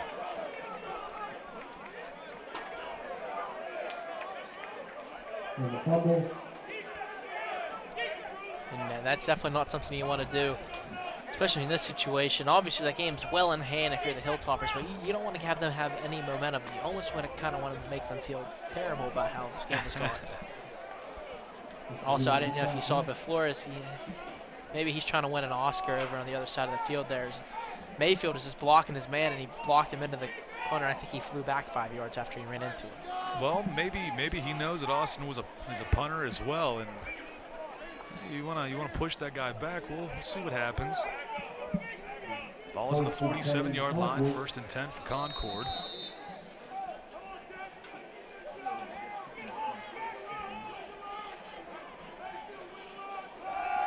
Play action for Shearer. Topper defense almost gets him, still loose, finally brought down by Jack Davis. Again, it just seems like Jack Davis is around the quarterback all the time. He just seems like he's in there. He's that ultimate pass rusher for the Hilltoppers. He's got a ton of speed off of that edge. Makes it 2nd down and 18 from the 45. 5:35 left to play.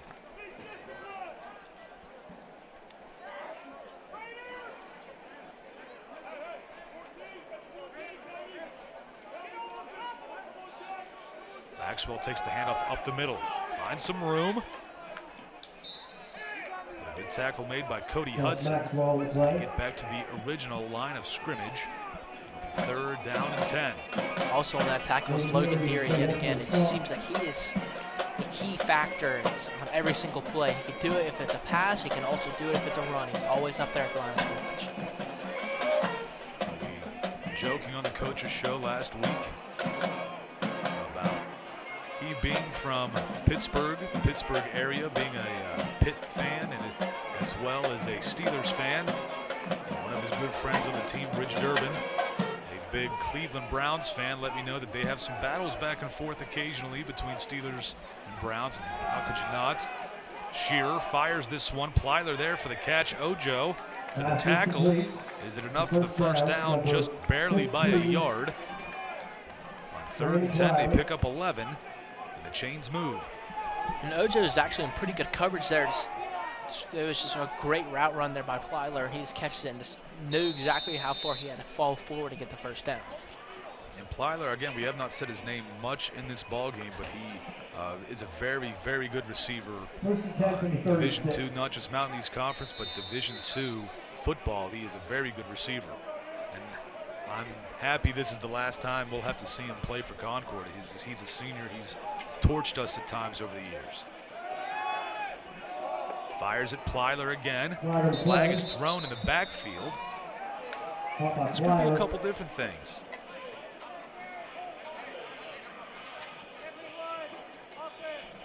They call a hold on Concord, so bring that play back. The usual suspects on a flag thrown in the backfield. It's just sometimes you know that if you just get to the point and there's a flag in the backfield, it's more than likely going to be holding. You saw a few Topper seniors enjoying themselves there on the sideline. Chance Rucker, Zach Phillips, and Cody Ryan. So it's first down and 20 after the penalty, 3:43. Hand off to Maxwell up the middle again. Nice running room. Fontalise trying to chase him down, and he pushes him out of bounds. And our cameraman, Aaron Jeffries, saves the day, saving the camera. Good job, Aaron. Aaron Jeffries, a team player.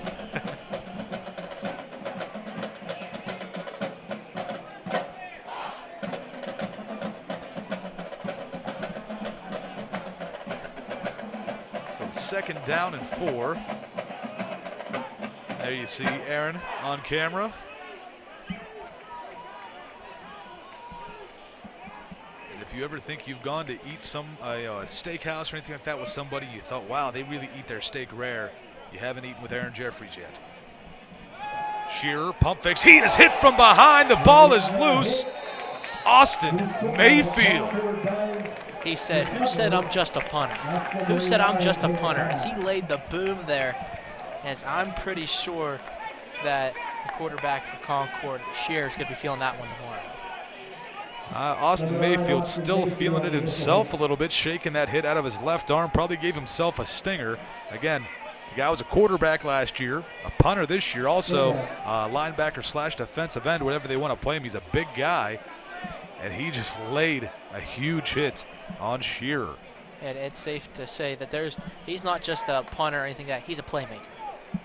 And there you see some of our other camera people up top, Joel Porter and Abby Vargo. Abby, you may not be able to see. You may not be able to see over that lip there, the camera deck. Topper defense there again. Nothing for Concord on that play. It'll be 4th and 16. Again, thank you to everybody on the crew today, as we're under 2 minutes left in this ball game. The punt team will come out for Concord. Thank you to, again, Aaron Jeffries. You saw him on the field cam along with Cub Varner, our sideline reporter. Thank you to our camera people up top. We just saw Joel Porter and Abby Vargo. I believe this is Abby's first game working camera for us, so thank you to her and good job today. Also in the truck, a lot of people in the truck. We had Maria Murphy, Caitlin Wheeler, Kelsey Jones, Lauren Fridley producing, and we also had Beth Allen shadow directing in the first half, and she directed the entire second half for us. That punt goes out of bounds. It'll be Toppers 1st and 10 with 1:12 left to go in the 4th. Thank you to everybody. Teresa Gretchen helping out today in the truck as well. Trent Nicholson getting the day off for homecoming day. He's a recent graduate. A lot of his old classmates are here, and he's hanging out with them. Not a whole lot of time to spend with them, so he's doing it today. Yes, he wants to participate in the activities going on over here in the parking lot. Who does not, on a day like today where the Toppers have a 41-point lead, and they've had it for quite some time. This has just been a day of celebrations. It's what did we joke about when Topper Station began? All the things that we could rhyme with that on air. It's a Topper Nation celebration on Topper Station. With everything going on today because of homecoming. And of course the score, the Toppers will get themselves back to a 500 record, 3-3 overall, 3-3 in conference play as well.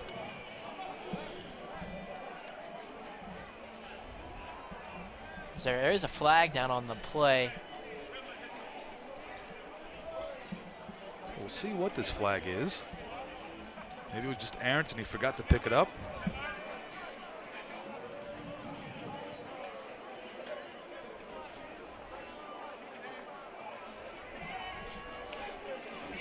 As it was a penalty of some sort, but it was declined.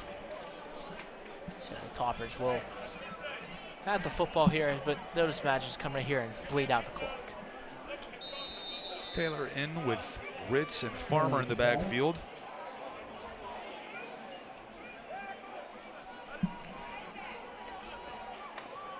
Farmer gets hit, bounces out, goes to the right side. He is tripped up from behind and brought down for a loss of yardage.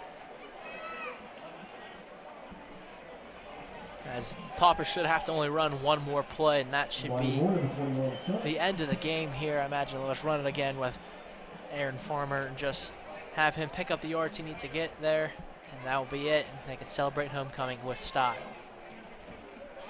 Absolutely, everybody's going to have fun tonight.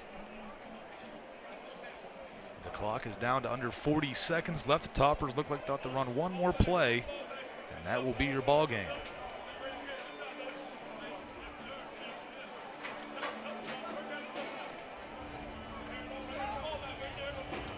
Taylor lets the play clock go down to 2 before he snaps it. Farmer up the middle, he is brought down. That will be the final play of the ball game. The Toppers, a big victory to get themselves back to 500, 3-3. Concord stays winless. They're now 0-6. The Toppers 3-3 overall and in conference play. They win 47-6. Yeah, as you said, 47-6. This isn't a win. This is a blowout. You absolutely defeated a team today in Concord. They beat you last year. You probably left a sour taste in your mouth after last year. Now you come up here and you really flex your muscles and say, hey, last year was just a fluke and we're here to continue to play. Take a look at some of those final stats. Zach Phillips, 17 of 31, 302 yards, 3 touchdowns, along with 44. And that was maybe 3.5 quarters, right around 3.5 quarters played, if that, before Eric Taylor came in. Eric Taylor went 1 of 7 for 5 yards. Tough one for him in the second half. DJ Frisbee, 7 carries, 53 yards, over 7 yards per carry. We've got Cub Varner down on the field with Coach Wiley. Cub, take it away. Big win for you and your Toppers, Coach. What are the biggest bright spots of this game tonight? Well, we played well as a team. We played well defensively, offensively, and in special teams. And so made a big play on the punt on special teams. They didn't have any big plays. Defensively, you know, we held them to 6 points, and I'm pretty sure they've been scoring on everybody. So, you know, it's just an overall great team effort. A lot of people got to play today. We got to evaluate a lot of kids. All right. Good luck next week. Thanks. Thank you. Thank you, Cub, and thank you, Coach. Yeah, next week's game will be against Walsh, the only non-conference opponent for the Toppers this season. That'll be Saturday, October 19th at 1 p.m. at Tom Benson Stadium, the old Fawcett Field, the Hall of Fame Stadium in Canton, Ohio. That'll be a thrill for us to get a call, a game there. Again, that'll be on topperstation.com, Comcast Channel 14, and hilltoppersports.com, where you can find the live stats page, the link to our broadcast on Topper Station, and a lot of very good articles, not just about West Liberty football, but West Liberty athletics in general. But getting back to the stats here, Wimbish, 40 yards on the ground, 2 touchdowns on just 9 carries. Thomas Cole, 7 receptions, 148 yards. Isaiah Robinson, 4 receptions, 58 yards, a touchdown. Quincy Wimbish, 2 receptions, 47 yards, a touchdown. Ridge Durbin, 3 receptions, 45 yards, 2 touchdowns. Just, you can see the team celebrating, and why not today? Just a tremendous one for the Toppers. It is just being a student up here right now. I'm so proud of the team right now that came out and they played well.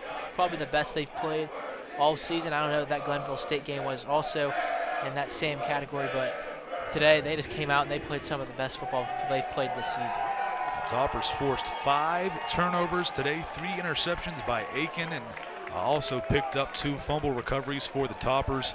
Just a tremendous game overall for West Liberty. Again, next week we go to Walsh in Canton, Ohio. That'll be on topperstation.com. Again, I'd like to thank everybody for the Topper Station crew that helped us out today. Cub doing sideline reporting for us. Then Aaron Jeffries down on the field at Field Cam. Then Abby and Joel up top running wide and tight cams for us. Teresa directing today. Lauren Fridley producing. She's done sidelining for us before. Then we had Maria Murphy, Kelsey Jones, Caitlin Wheeler running replay and graphics for us, and then Beth Allen also directing for us in the second half. A great job. Thank you to everyone. For Isaac Basinger in the booth, I am Todd Ollum. We will see you next week for more, not just Hilltopper football on Saturday. Also check out the Valley on Monday on topperstation.com, and Hilltopper Football Weekly with myself and Coach Roger Wiley this coming Tuesday night. Again, for Isaac Basinger, I am Todd Ollum. We will see you next week for more Hilltopper football on Topper Station.